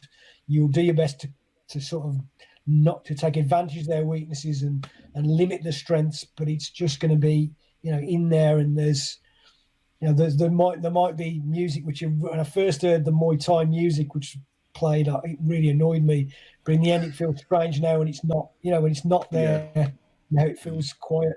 But there's that, whatever music you came out to, you've got to switch on when you step on that canvas. That's where you've got to switch on. So a lot of the pre-performance stuff is about getting them to visualize, live that experience before they get in there, so it feels comfortable when you're in there. So when you step on that canvas, you feel a friendly place. It's your place, your time. You're in there. It's not somewhere that feels uncomfortable or alien, and that you're there and you've trained well, and all you're trying to do is put what you've done into training the ring. So you've already done it. It's not something that unknown and new. All you've got to do, you can't ask yourself to do more than what you've prepared to do. So, the preparation's been important. You need to do that. So you need to have had all the things in place to get in there. So all you've got to focus on is doing what you did. You're not going to do anything special. You might end up doing something special, but you're not going to try to. You just do what you do in training. That's sort of basically the outline of what's gone on. So if the training's been, it doesn't mean that the training's always been good. In fact, some great performances from people they've had terrible training camps, but it's come together on the day. Again, you don't want to leave. People often, the cliche of leaving yourself in the gym. So you don't want to leave. Your best performance wants to be when you step on that canvas on the night of the day. You're fighting, not the week before in the gym, and peaking at the right time. And it very much depends on the fight. With Dean particularly, we worked on triggers and flow and connecting in ways. He learns by seeing things. So I could explain things, and he wouldn't quite get it until he saw someone do it that he know. But it's sometimes connecting with his body. He make notes about what suddenly he felt in training something's right. And it's difficult to say, look, Dean, I'd rather training not go perfect all the time, because it's about reconnecting in training. Something not going right about head, or get it back head, or when things don't feel right, what can I do to connect back? Because if you're in the ring, and it doesn't feel right, you need to have had that confidence. Well, I know how to get this back again. I know where to go. And so for me, a perfect training camp is doing everything perfect and incrementally getting better. It's not the ideal training camp. You want to it's uncomfortable. And I know where this is very important and tied to identity. It's a bit of an emotional roller coaster for somebody. And it's hard, but that not being good and turning it round and making it good, connecting what you have to do to get it back, is a really important part of the training process, really. I mean, with my limited experience, I think there was always session I'd come back from Rugeley training with you, and like everything had gone to shit. I'd been beaten up by everybody in the gym, and I'd be driving home thinking, I'm going to get my ass handed to me, man. Do you know what I mean? And then you kind of, the next thing, like, for example, I remember one time I was training, I used to go and spar with some guys over in Birmingham. Do you remember Chris Cooper? Yes, yeah. Remember Chris? Yeah, I used to go over train with them on a Sunday. Yeah, Chris and Carl and some of those guys. Mark Goddard as well, the UFC ref guy. And I remember they had a boxer over there. I can't remember the guy's name. He's just gone pro. And so we were just sparring boxing, and then my boxing was always, I wasn't very good boxing. I could kick, but I wasn't very good boxing. I remember like he was taking the piss, like sparring, because he was that much quicker than me, and I wasn't confident to let things go. I remember coming back to you and talking to you and saying about, like, it was frustrating with any sort of tip sort of thing. And you said, well, just concentrate on one thing. Do you know what I mean? Go down there, and when you spar with him, just concentrate on one thing. Just concentrate on your movements and his movement, and gauge the pattern sort of thing. And then once you get comfortable with that, then look at sort of trying to counter. And I remember going down the next week, thinking about it all week, then going down that Sunday and thinking, right, okay, I'm going to just concentrate on not even trying to hit him, just movement. And straight away, it was 100% different. Do you know what I mean? And I got more comfortable. He didn't hit me with anything. And then I was starting to hit back, and it completely threw him, because it was like from one week to another, I was completely different. And it's kind of like understanding that, okay, 1 week's not going to be good, but you're not trying to overload yourself, trying to change too many things in one go. Do you know what I mean? Absolutely. It's interesting, man. Yeah, I definitely remember that even now. Yeah. 6 week. No, it's good. It's good to get feedback as well from fight. I think you learn more from fighters as a coach than fighters learn from you, really. And I think experience is about particularly differences in how people look psychologically. I think it's as important as the technique, really. I mean, technique is important. You can teach somebody technically, and it can make a big difference if they've got good technique. But part of that delivery is about psychology of how you deliver and what you deliver. And certainly with, say, Dean, for example, who we've had constant conversations over the time. Dean's very open and wants to, with me, lots of times at least. I know he's been guiding occasionally when he doesn't want me to know something, but we've had lots of conversations about how he sees things, and working on things like so, where things, sometimes things are coming, I can't see them, they're just coming at me. And about how do you actually, how do you observe and what do you think about makes a difference? What that does, as you just said, focus on something that you can control, makes a difference in how you manage what seems like chaos, loads of punches thrown at you. Well, they all have to be thrown at a particular distance. And if you control the distance, you control what people can do. The zones in where their punches or whatever weapons they've got are effective and zones where they aren't. You can either be too close or too far away. And to manage that distance and manage your control of that distance and can change the dynamic quite dramatically. And worked on Dean with triggers, so not just waiting for a shot and letting a shot land, because that's like a trade you, trade our trade, you trade our trade. It's almost looking for the twitch, getting between the techniques, not just looking for the technique to block it, but looking when they throw a shot, there's a gap. So, and it depends on the situation, depends on the opponent, but there's like lots of different strategies like that. I think working with an individual where you can change the way they respond, and quite dramatically, as you just said, quite short time. Even with a single chat to somebody, it can change the way they approach and the way and how successful that they are, given they're a different frame of mind. So reframing what they're doing and saying, look, this might seem like there's lots of things wrong, they're twitching. Yeah, but they can't hit you if they're not close to you. I mean, that's obviously one example. There's lots of different ways in which that can be looked at, but it's that sort of when to go, what to do is, and what to see, what to respond to are quite important things, I think. Yeah, I know that helped me a lot just with that one session. Do you know what I mean? Just sort of thinking about it and breaking it down to that, to say, okay, this week I'm going to go there if I get a kick in, because it was just war every Sunday going there with Chris and those lies. It's like a Godzilla movie, man. I'm going to come out of it. Real big lads. Yeah, man, they're good, top boys, man. Shout out to Chris and Carl, Mark, good lads, man, good lads. But do you know what I mean? It's kind of like just concentrating, have the discipline to concentrate on one thing.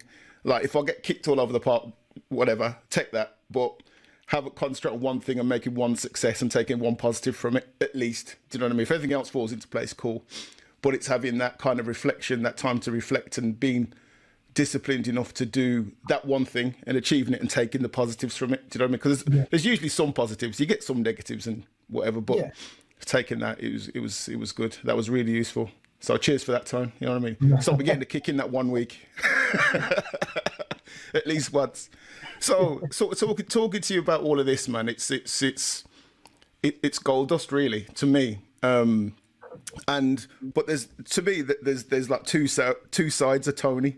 There's like this like martial artist, coach, deep ultimate deep thinker, and then that rolls into the academic Professor Tony Myers. Do you know what I mean? So which one came first? Because obviously, with the whole fighting thing, you were talking about like your granddad being a big influence, but not many people take that, what their sort of family sort of influenced them into being interested in, and start going over to Thailand to learn from the source, and then coming back and making your own martial arts where you're pressing people's eyeballs. Do you know what I mean? It's a different thing, man. So talk to me about that. So which came first, the sort of inquisitiveness thing, going into academia, or? Well, academia I went into very late, but I was always inquisitive, so I didn't do a first degree, Trev. I'd trained as an artist, as I might have mentioned before, so I went to art college. I liked sport at school, and I liked art, and fighting was just something I did. I had my aspirations from the family really were they wanted me to do very well, and they were supportive. Yeah. Mum and dad were always very supportive. Never had any cash really, but were always very supportive, and that they wanted me to do what I wanted to do. A bit disappointed when I'd gone 4 years of art college. Luckily, then you didn't have to pay; you got paid. I bought my car out of my first grant check. Now, you end up, now it's a bit of a different scenario where you end up owing a fortune. So I'd got it, but it wasn't a degree I did initially. So the first time I got exposure, I was always inquisitive. So I think I've always been inquisitive. And I was inquisitive, right from those, you're talking about showed the picture of the Kung Fu programs. That was interesting for me because that was a different perspective. So my background was like, you're tough, you're fair. You don't try and, you're not be a bully, but you just, you have to be this traditional black country sort of mining, tough, very physical, and you make sure that you're not messing around with. But this was quite different. I looked at this and said, this guy's looking like very philosophical, not aggressive. In fact, almost doing everything not. I know it was this film and a story sort of thing, but the idea of it actually that had some connections. I need to find out about this. I need to find out where this came from, where this idea of being calm and thinking and trying to actually not engage, but when you can engage, you do the business. And there's a link back to the sort of teachers, Master Poe, who was giving these stories about, these little exercises for them to think about. I was thinking about, is that real? Let's try and find out about that. And I think, because I was doing karate at the time, I couldn't get into a Kung Fu gym. I was a bit too young. I went to look at Japan, and I noticed actually some similarities. I think it was Taoist, actually, the religion underpinning the Kung Fu series. But Zen Buddhism was underpinning some of the samurai. So I started reading some books about how the samurai got into battle.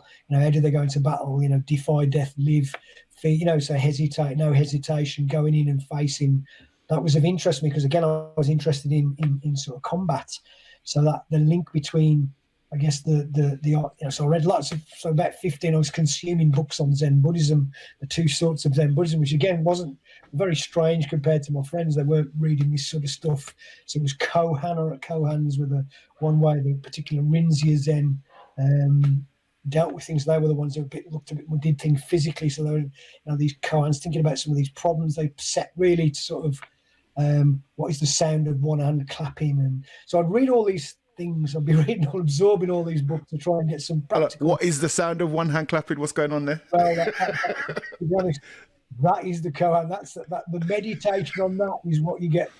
The relevant. It's basically you can't describe it verbally. So it was this idea of just existing, just being. So it was, I guess, now popularity of mindfulness, but it was about just experiencing what's there, not labeling it, but just experiencing what's there. But that really isn't quite capturing. But that idea they had to go and think about, and this idea again of a master, and they think set these problems, and the monks would meditate on these problems. And I saw something, some film of these guys in -20 sitting there, and somebody coming behind them if they started falling asleep, hitting them, sort of. And they were using it, so it was quite interesting. They were able to control the body, and they were able to control the mind, and so that fascinated me as a sort of a teenager. So my teenage years were a bit strange, I think, Trev. So I was always inquisitive. But when I went into, by chance, got into teaching through, strange. I was employed as I can't remember whether I told you, Trevor, when I would have told you, but whether I told you on this, about how I got into academia was the fact. No, you haven't. You haven't told me on this. No, yeah, please do. I was working on the door, as I mentioned. I was working on the door. I'm painting portraits for a living, so I was trying to scrape a living together. Artist door. That's what I'm saying. It's like an artist door. We got different faces, different. Yeah. Different so I've published poetry as well, Trev. Wow. So it's painting portraits, painting landscapes, trying to get doing caricatures. I did caricatures to raise money for some of the lads that go to Thailand. To be honest, they go and sit in a pub and draw people caricatures. Yeah. I've been of this art, and but I was working on the door, and I was known for doing martial arts. Probably because I was known because I was small, but still doing okay around guys who some of them were huge. But randomly by chance, I was contacted saying, we've got a problem at this college. We've got some thugs coming in and they're bullying the caretakers and they're causing a problem and they can't get rid of it. The police can't keep coming round and they can't get rid of it. Could you do anything about it? And I said, well, okay, I'm up for it. I was very open to things, very open to things. And also at the time, this, thinking, how am I going to approach this? I've got to meet this principal of this place. So I had ideas about what they might, trying to think about the way I might approach this. And some of the stuff that had worked on the door actually was what we tried to sell as aggression management, which was sort of reducing aggression by being polite to people, by the way, body language, and you approach people on the door and how you calm situations down. So I was thinking in my head, I'll take all that to this principal who's going to, but it proved to be sort of his name was Mr. Rees, and he was an old mining engineer, Welsh mining engineer. He was very pragmatic.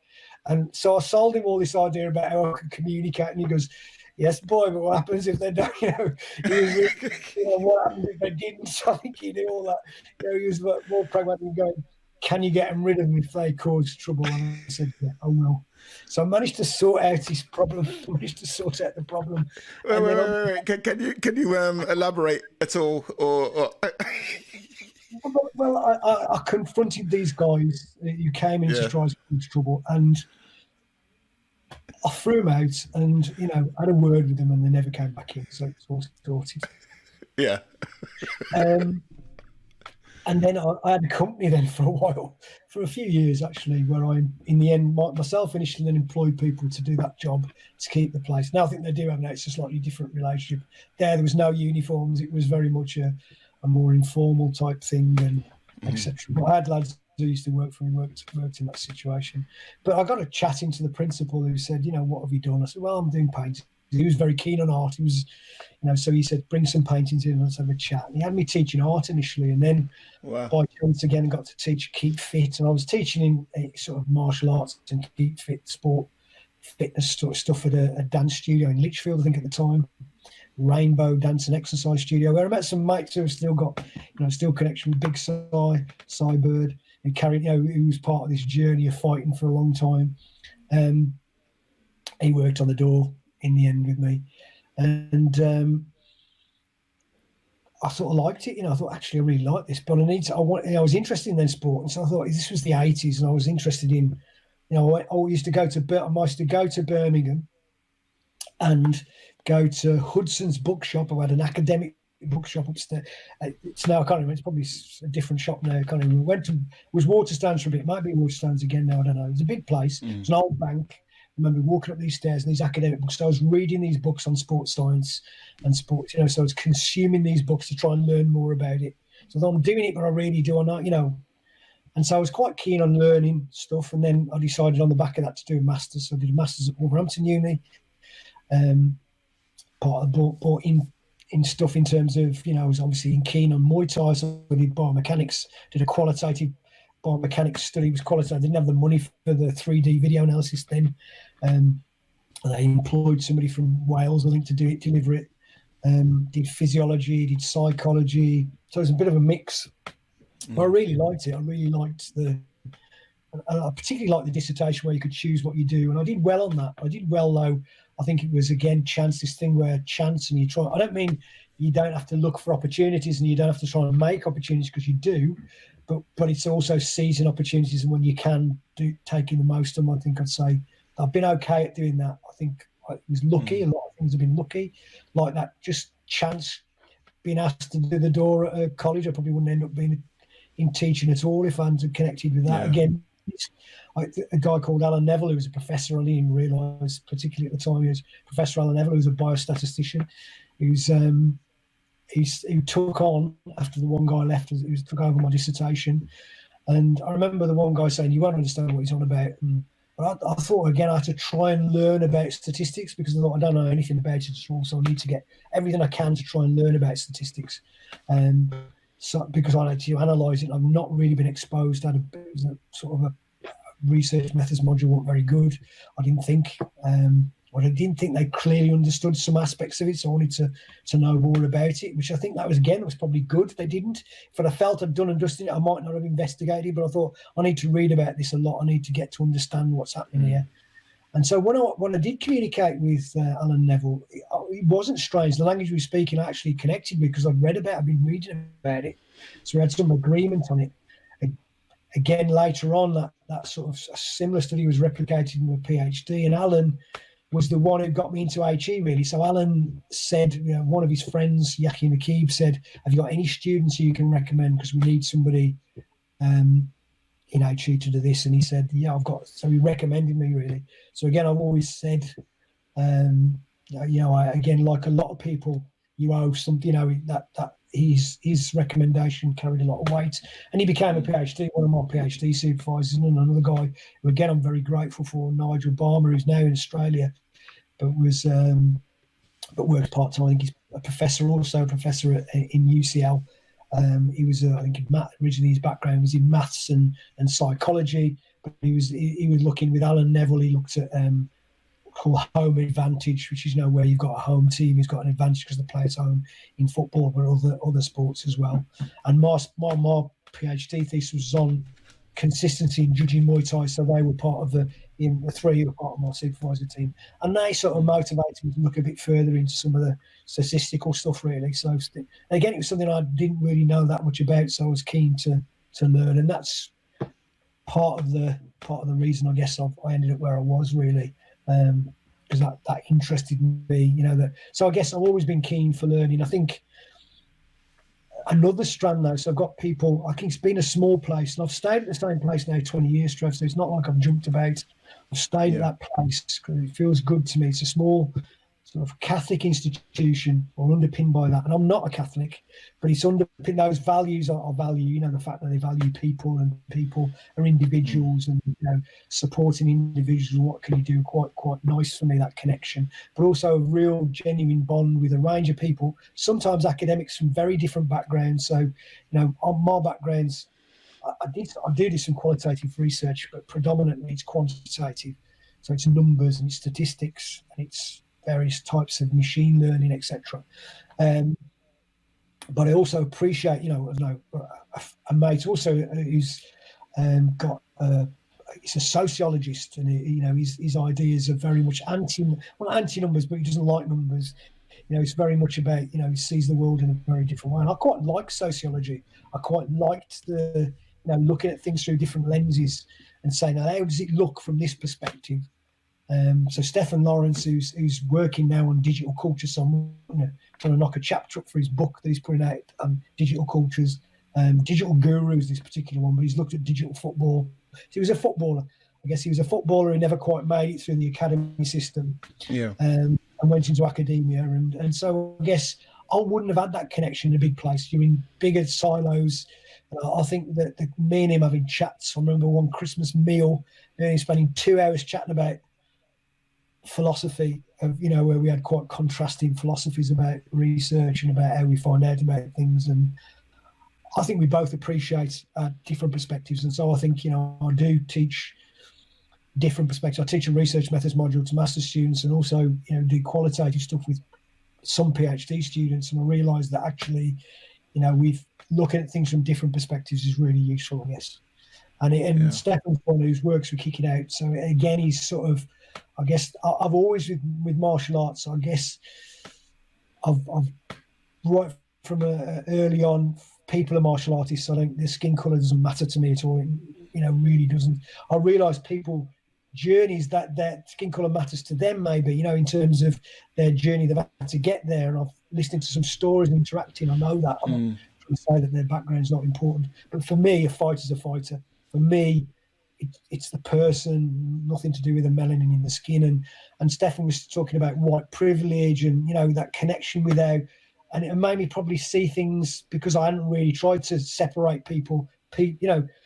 Dean's Dean, it doesn't matter, he's black, or, Winston's Winston, or Pete's white, he's Pete. They're very different people. The skin colour doesn't define them as a person.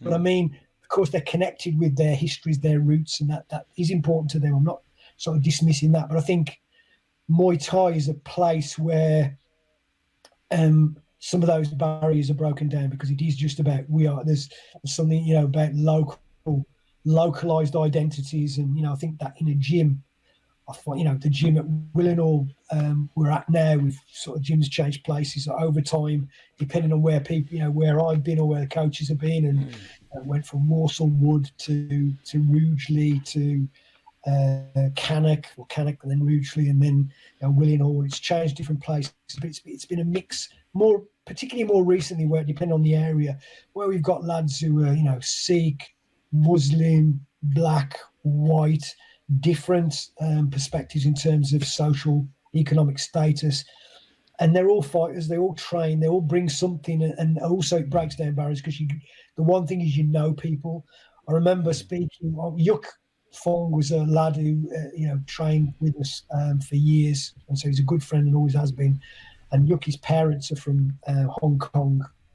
Yeah, it was a very white area he grew up in, and so he grew and got friends and connected through school with these kids. Remember, we used to always go after training. We used to go and sit in this pub where we have cappuccinos in the pub and talk. And at one time, there was these guys outside who were British movement.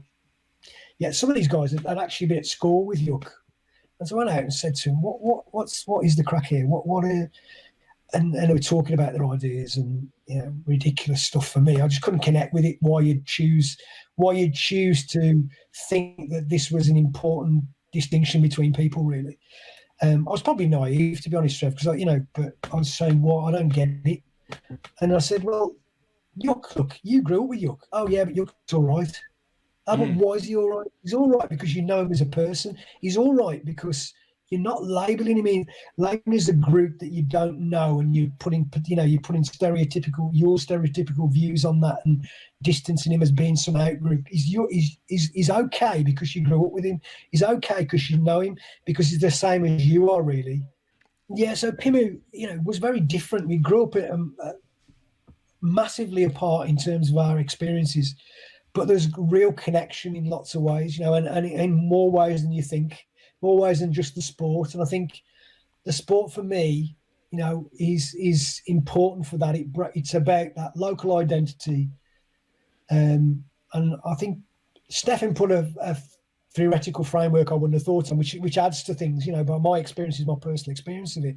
And he sort of said, you know, but looking at it from critical race theory or this way, this is how it might work. And he sent me a paper recently, actually. It was a Muay Thai paper he was reviewing, so I don't think it's even published yet, about, you know, an East End, I think it was an East London gym where, you know, they were talking about how some of these barriers can be broken down by, you know, Muay Thai. I think it was still a bit different than my experience about.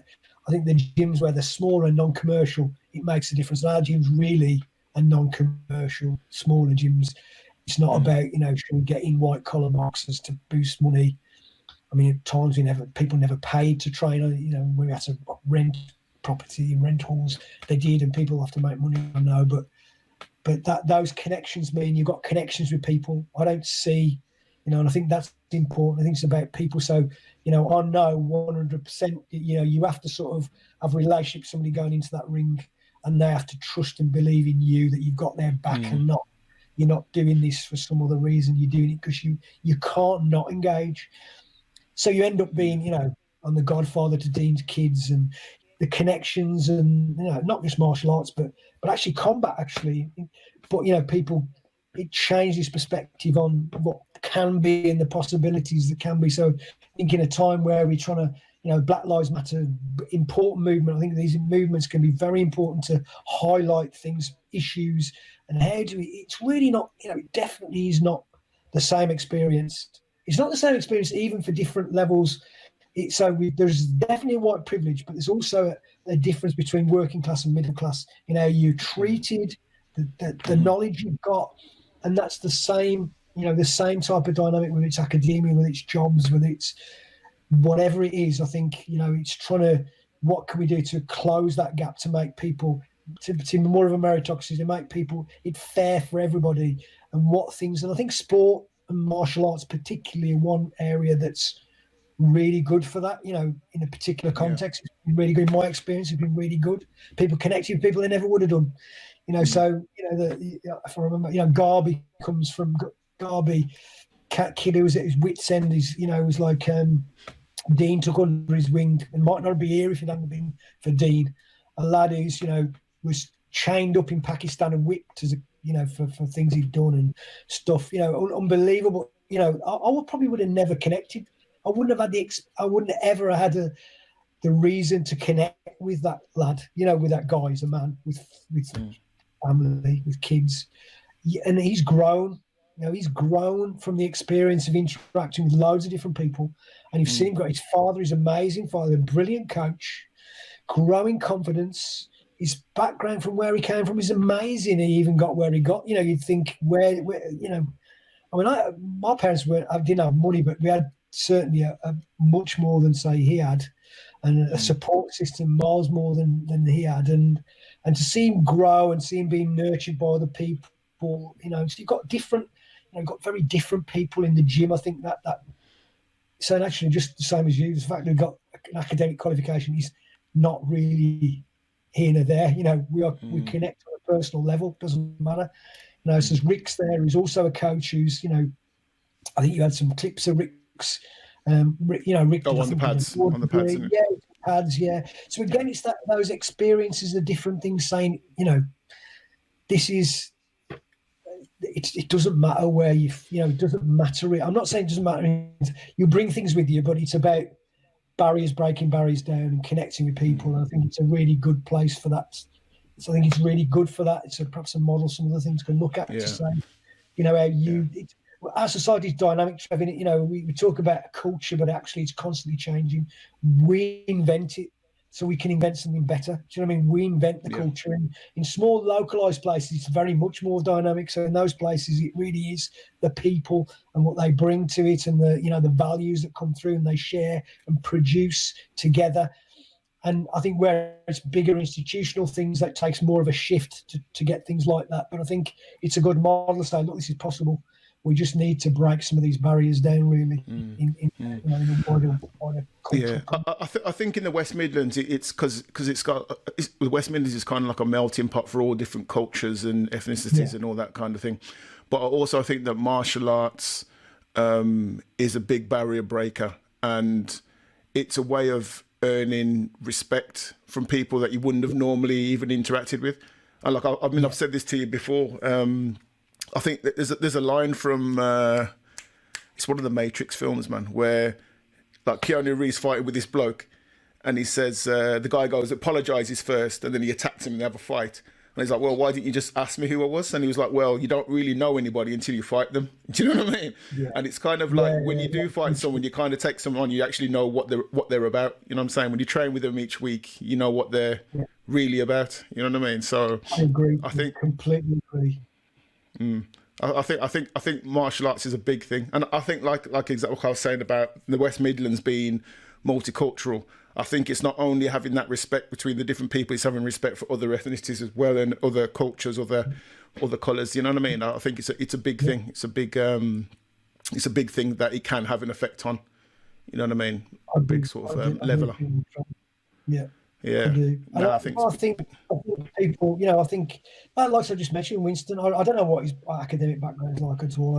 I've never talked about it, but we have talked about everything else, including the humanity. It's to sit there, because Winston's a deep thinker, so me and him would rattle. He'd sit there and I'd take him back home, sit outside his house, talking about everything, about, where human, origins of humanity to a range of things, and I think.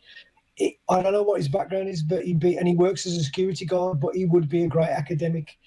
But he probably never had the chance to be trained. I don't know exactly that, but I'm just thinking how many people, and I know the reason I'm here is by chance. A lot of my mates never went into academia.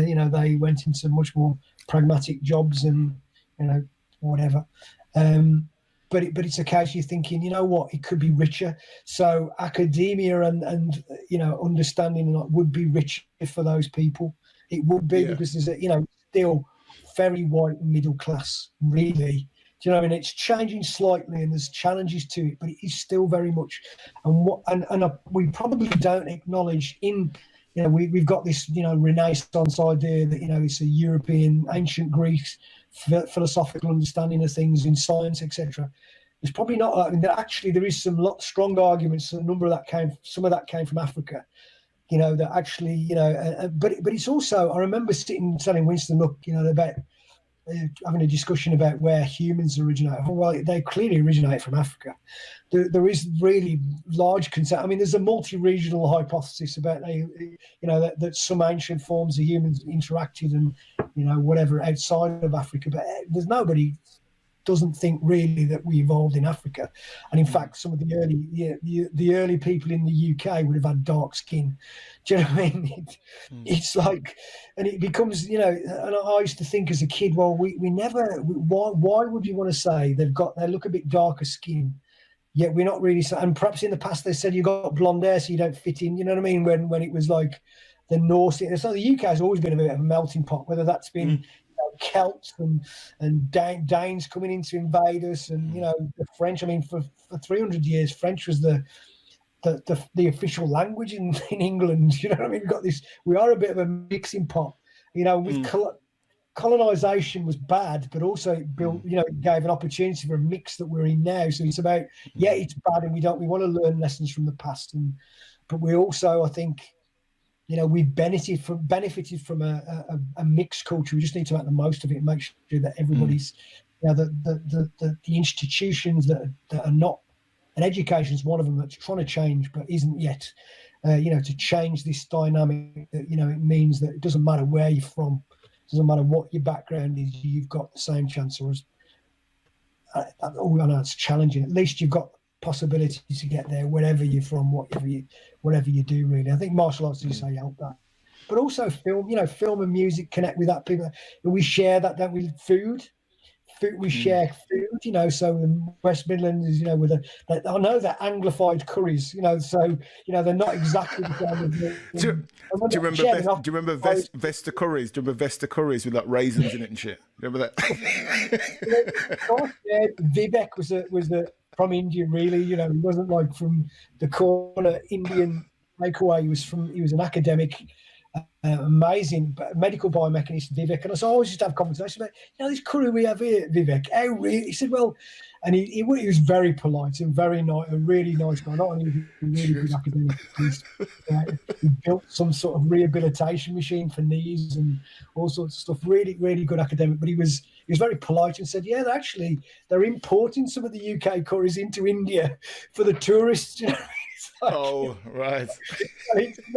Selling snow to the Eskimo type thing, Inuits. But it's, so it's a mixed pot. So we get this, it might be Anglophone, but we have got these, we've got connection with food, we've got connection with music, in rap and reggae and soul and, and even those that look, the bands are all white, actually can't, taken influences. So we are a very dynamic culture, really. And I think we should celebrate that and use it, not sort of look for, martial arts and film, and it gives people possibilities. I think it's a window into someone else's world. I remember being fascinated as a kid by Roots. The program that came on Roots and Kunta Kinte. Yeah, absolutely. I watched it fascinated by it because I'm thinking, how's it? That. I mean, again, it's a program, and you can't ever get to what those people really feeling, what they really experience. But it gives you an idea and thinking. Oppression, how their world was shaped by other people. It was a really, even though, as I say, it's a program and it's tailored for an audience and a particular audience, it still was revealing in some ways. It was interesting to me in that way. Yeah, that was a big part of a lot of people's childhoods. My sort of age when that first came out, that was massive. But yeah, I think sort of looking back at my childhood, and I think. I didn't really have anybody growing up in my circle or within my family that went on to sort of higher education. So I think just having a bigger circle of influences like yourself going into a martial arts club where you've got an instructor like your good self, mate, who's come from a similar background as where we'd have come from, but gone on to do different things, opens up people's eyes to what's actually possible. And I think as well as just being a person doing your day to day and having that interaction with other people, other ethnicities or whatever, but also what's actually possible, be able to achieve things. You know what I mean? And I think that's a big thing, man. It's a big thing, massive thing. I think exactly. I think that's the case. Yeah, it is. I think it's the possibility you're the same as me, or you're the same as that person, and that person's achieved this. You can do exactly the same, sporting wise, but also beyond sport, because other things as well. I think the possibility that you can do it, different, think the same as same. But people given school. I didn't do very well at school, I'm not intelligent. No, it doesn't mean intelligence is not necessarily the same as doing well at school. You can do well at school if you're intelligent, but you might not have done well at school, but still be very intelligent. Do you know what I mean? So you can think and shape things, and there's no reason why.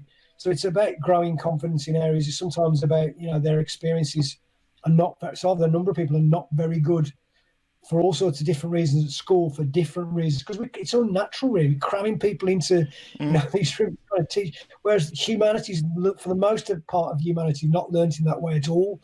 So it's an artificial environment. Some people flourish in and some people don't. But then people are left thinking they're not good enough.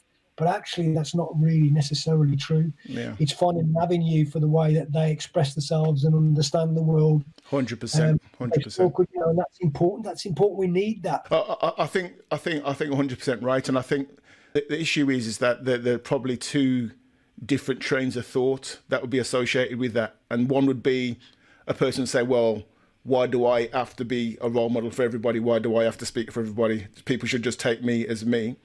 But then also, I mean, me personally, growing up, my mum always kind of instilled in me that I was kind of an ambassador for the family. So if I go out and I act like a dick, it's bringing shame on the family. And I was always really, really hyper aware of that. Do you know what I mean? And I think back in those days, especially on our estate, when there's kids going around messing around, it was kind of that thing where the village raises the kid. So if you acted up on the far side of the estate, it's going to get back to your mum way before you get back, and you can get hiding. Do you know what I mean? You're going to get hiding. So there was always that. Do you know what I mean? You always showed respect to everybody. You never shit on your own doorstep, all that kind of stuff, I was always hyper aware of that. And if I'm out and about, I try to act in a certain way that people's first reaction is like, oh, do you know what I mean? Because people see big black guy, they go, oh, they're going to have a certain perception. But I try to always try and break that, you know what I mean? But they shouldn't have. You shouldn't have to. You shouldn't have to, no. But no, you shouldn't have to. I think he was good at that. Charlie. Charlie's like another big black guy, but he's like everybody's left. After speaking to everybody, thinks he's just some really friendly, really nice guy, And Pele, remember Petty Reid, who was also he said, I remember having a chat with him, and he was a big guy, with a imposing sort of 6'6", big guy, and he'd say, I used to think some people on my estate were racist because they'd always like respond to me, and they'd always be like a bit. And he said, and then I saw him speaking to some other black guy, and they weren't. And then he realised, he said, oh, maybe it's just me. I was, well, you could be intimidated. You're like 6'6" hedge. And like you said, people don't have to be role models. You don't have to think you've got to be wrong, but you undoubtedly will be, whether you choose not to be or not, whether you choose to be or not. So you can behave how you 100%. Want to. You will be a role model, whether you're the gangster on the street selling drugs, or whether you're a fighter, or whether you're an academic, or whatever you are. Doesn't matter who you are, a singer, music, you will be, somebody will look to you as a model. Doesn't matter what you are. Whether that model's positive or negative might be, that's up to you, isn't it? Yeah. Positive or negative, you'll be a model in some way, whether you're a tough guy. In a way, sometimes you can connect, because people have got that background. I think martial arts, in a way, where you've got a background of saying, they respect particular things from where they grow up, like being able to handle yourself physically is important. It's where Dean, for example, connected with some people in the school he was in, because he's not aggressive. Look, you can be this champion, but you don't have to carry this other. Yeah, you don't have to give it the big. Kids on the street to Mr. Hardman. You can be a nice guy, interacting with people on a personal level, yet you can still be super tough and be a champion. And that's an important lesson for people, because the other people they see won't be that. They might say, well, yeah, the guy in the school, the headmaster in the school, the teacher in the school is not like me. They're different. They're not as good because they can't fight or whatever. Do you know what I mean? Because that's where their background, that's where their values come from. So I think it can be a real, same as boxing gyms, I think, of connecting with people, showing that actually you want to be disciplined. Actually, it's pulled people in a lot of good ways, you know, even though there's obviously always potential goods and bad in all sorts of activities and, you know, particularly the concussion idea and stuff now. But there is still a lot of good comes from that sort of, I think, environment. Yeah. I think something that you touched on earlier about, like, I've grown up in an area where, you know what I mean, there was a lot of lads, a lot of guys who could handle themselves, a lot of guys who were naughty, and I worked with a lot of lads who, do you know what I mean, they could handle themselves, and if you talk to them on a level, they were the nicest guys ever, do you know what I mean, really respectful, really kind, really thoughtful, blah, blah, blah. But then there was, like you were saying earlier, there's that switch, and it's like, shit, that's like a different dude, man, do you know what I mean? So what kind of, where does that come from? Do you know what I mean? Is that certain people just sort of cultivate that, or is that because I think like you were talking about the upbringing, I think it's similar. It's like a West Midlands thing, or areas like the West Midlands kind of cultivate that kind of mentality of being able to look after yourself, but not being a bully. You know what I mean? I think that's been a similar story all around. You know what I mean? People I've spoken to. So what would you say about that? If there is anything to say about that? Well, I think there probably is, but I think it's probably a very difficult. It's almost impossible to unpick the environment from hereditary. I think hereditary factors, Trev. So I don't know. I think it's probably environment, but you know, it's an interaction between the two. It's like, you know, even very strongly heritage factors like, say, height do change with environment. So with different nutrition, people, you know, change, their height will be changed, and the same with, you know, so I don't know how much it's to do with particular underlying brain chemistry or whether it's just the environment. But I certainly think the environment plays a massive role in that, how that's cultivated. Now, in the end, it's shaped one way or another, and it can be, you know, I think myself, I could have gone either way, to be honest. You know, I think martial arts in that way really made sure things were funneled in the right way.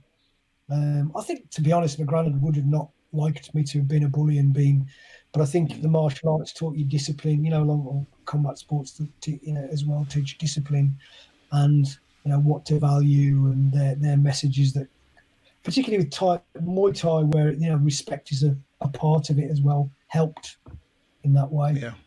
But so the Japanese martial arts as well did, to a point, and some friends I've still got to participate in Japanese martial arts and have the same type of values, you know, value particular things as well. So I think it is a broader martial art thing as well as a Muay Thai thing, but that sort of respect for the culture, respect for the people, and training hard to do it. There's no point really going to fight somebody you can't really fight very well, but, you know, test yourself against somebody who's trained and, you know, hone their skills and put their effort in. And then afterwards realising they're just the same as you, and you might as well have a drink with them and be mates is a good thing, really. Yeah, again, it's an honour thing, isn't it? Yeah, wicked. Yeah. So one thing we haven't touched on, man, we've been talking, and I could talk for hours, mate. Well, one thing we haven't touched on was... I've got to come to a close soon, but yeah, go on. Yeah, I know.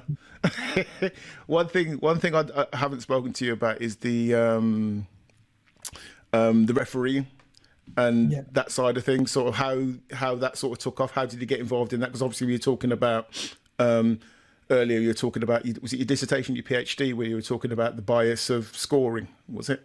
Yeah, well, PhD and master's dissertation, yeah. So yes, that started with Pima, really, because I'd come from a boxing background, gone into Thailand, sat and watched the fights from Pini and Rajamnern, and I had no idea who was winning. And again, that inquisitive, I can't leave not knowing. You know, it's restless not to know. So I couldn't not know how this worked. So I go to Pima and say, look, how do they win one? So he spent hours and hours every night after training with me, taking me to fights, explaining the score, and introducing me to judges and referees. You know, so whether it Radhana Bangchan, the head of Lumpini, or Wanchai Prowse, who was the, I think, you know, teaches, who was referee of the year. He actually did come to the UK to referee.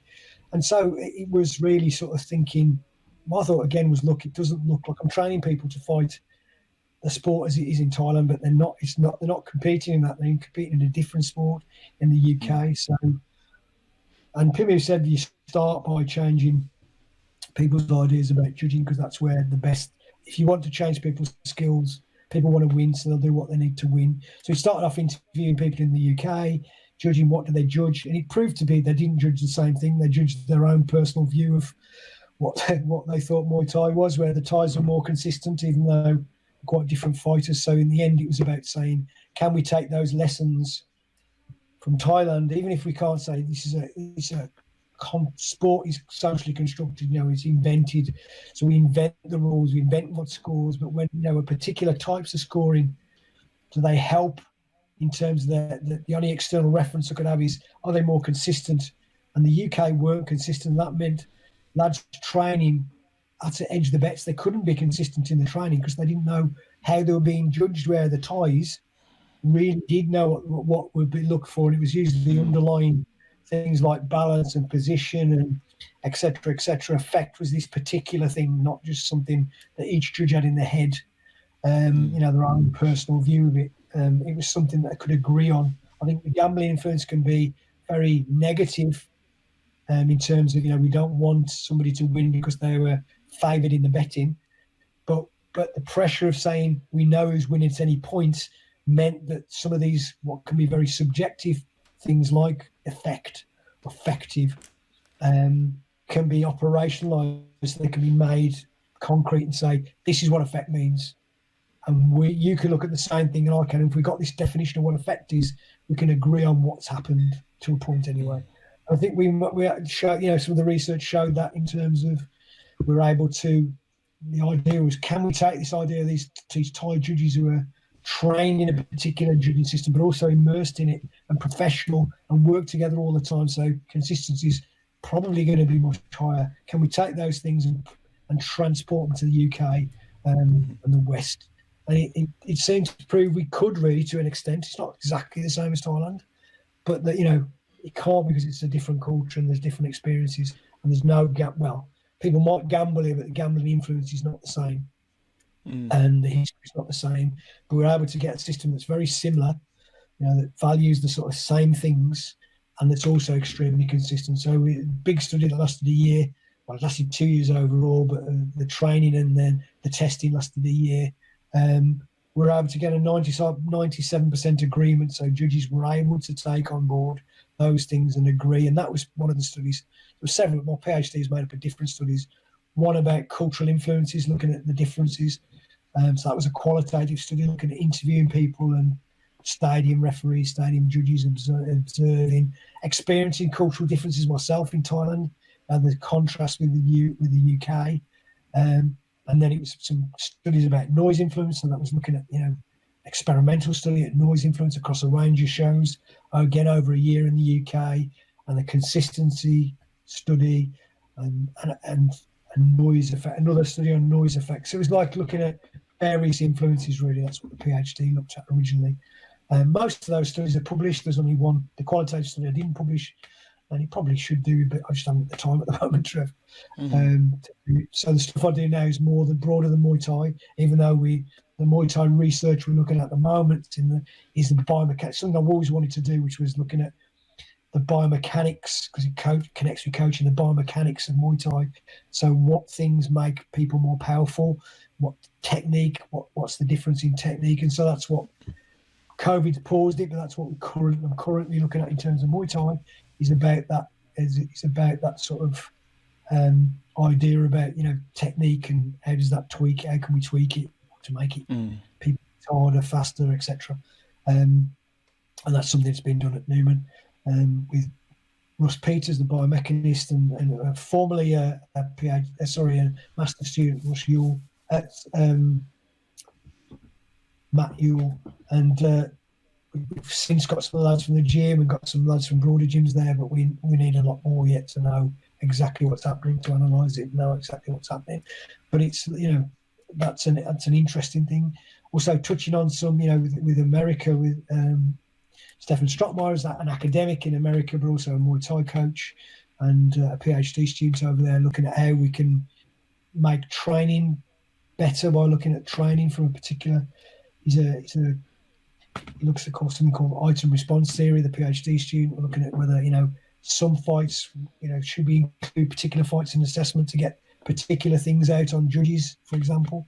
So there's, but a lot of my stuff's now in different directions, and because the quantitative stuff, the methods can be used for different types of investigation, really. So, well, that's football performance, or it's swimming, or it's medicine, or whatever it is. You can, sort of those skills are sort of, you can be used across those domains, really. So that's where it's sort of gone a little bit, but obviously still invested and connected in Muay Thai and martial arts.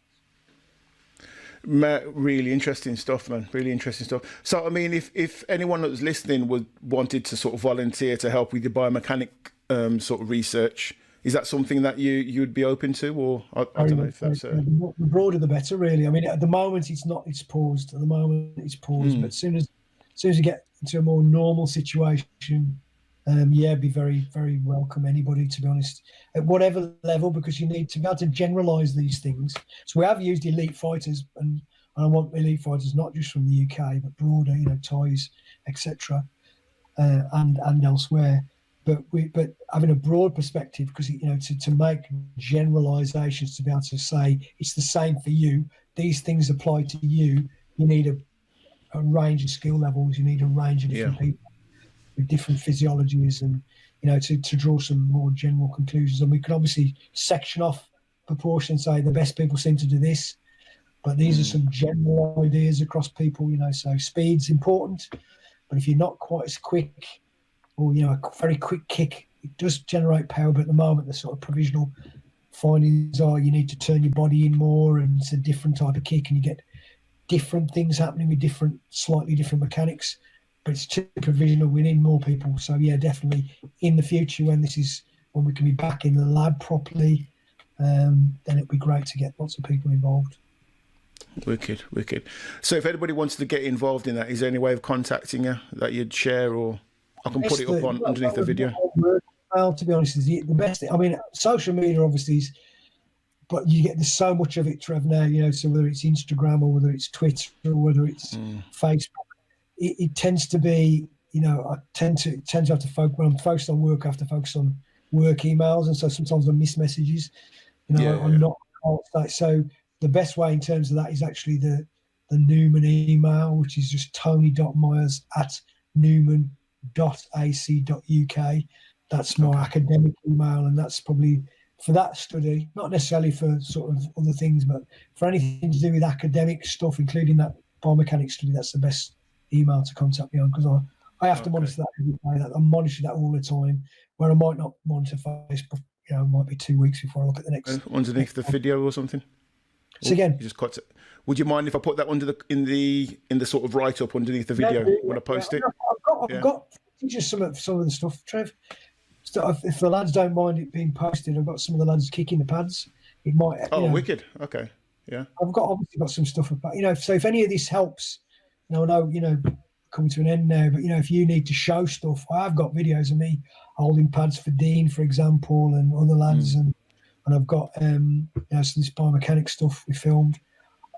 I'd want to just drop a note to the lad and say, do you mind going on? But I don't mind to be quite well. Yeah, that'd be cool, man. I could put that on as a separate video, or attach it onto the end of this. That'd be wicked. That'd be really good. Interesting. Is then, yeah. No, awesome. Tony, mate, I know we've gone over the time, man. Do you know what I mean? As always, I could rub it onto you and listen to you talk for ages, man. Trust me. I think you, Trev. It's great. It is great. I'm probably going to get a year now, though, not feeding the kids on Christmas. But, yeah, I don't want to cause any domestics, man. You know what I mean? I'll leave you be. Professor Tony Myers, mate, it has been a pleasure as always, brother. Do you know what I mean? Much love, salute, and. You know what I mean? Much appreciated for your time, mate. And you, my friend, man. Love to the family. Nice one, Tony. Cheers, man. Cheers. Many, many thanks to Tony for joining me again and sharing those jewels of knowledge once again, man. He's a top bloke. Top bloke, and I hope you enjoyed that.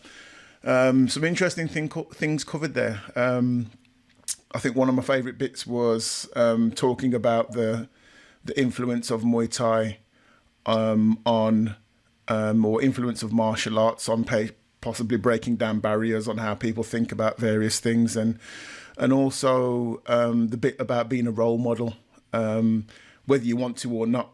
you know what I mean, people watch it, what you do, you know what I mean, and then base their thoughts on your actions, whether you want to or not, you know what I mean? So that was interesting. And I think it's something I kind of take on unconsciously anyway, kind of drummed in from my mum, like I was saying. You know what I mean? You just behaved. You're raised by the village in Farndale in Reens. Do you know what I mean? If I behave on the far side over by Gatey Street, man, that's going to get back and I'm going to get some lick when I get in my yard. So that's how it is, you know, and that's how I've kind of grown up, and that's what I've instilled in my girls too. So, yeah, interesting. Takes a village to raise the child, right? That's how it is. So another thing as well, I think, is important about martial arts. Martial arts, you can kind of take it as a metaphor for like a struggle.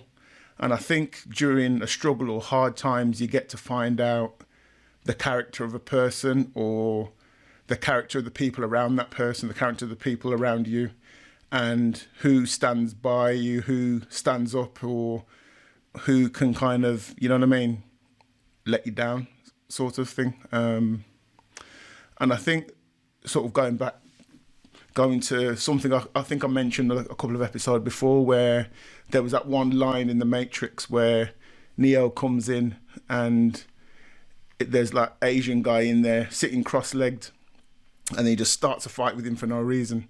And then he asked him, well, why did you fight me? Why didn't you just ask me something? Why didn't you just ask me the question? He goes, well, you never truly know someone until you fight them. And I think that's kind of like a metaphor for going through struggle with a person. You get to know you know what I mean, what's going on underneath the hood, pause, so to speak. You know what I mean? You get to understand when you go through a struggle with someone, you get to know what they're made of. So I think that's a big thing for martial arts. That was the big thing for me. You get to understand from all creeds and colours that there's very little difference, man. You get to realise what kind of person a person is, you know what I mean? So yeah, I think it's a big lesson, and I think it's a lesson that'd be useful for anybody, you know? So again, thank you very much, Tony. Salute. Again, if you like this sort of thing, we've got some wicked guests coming up, man, trust me. If you like this sort of thing, hit subscribe on YouTube. If you're listening to the audio version of this and you've got Anchor, you can leave me a voicemail, man. That would be awesome to listen to and hear from what you guys think about it. And if you've got any suggestions, drop them in the comments below, or give me a voicemail. It'd be good to hear your voice. I'll put them on the newer episodes. So yeah, I'll see you real soon with another good episode. So you guys take care, stay safe. Peace. See you soon.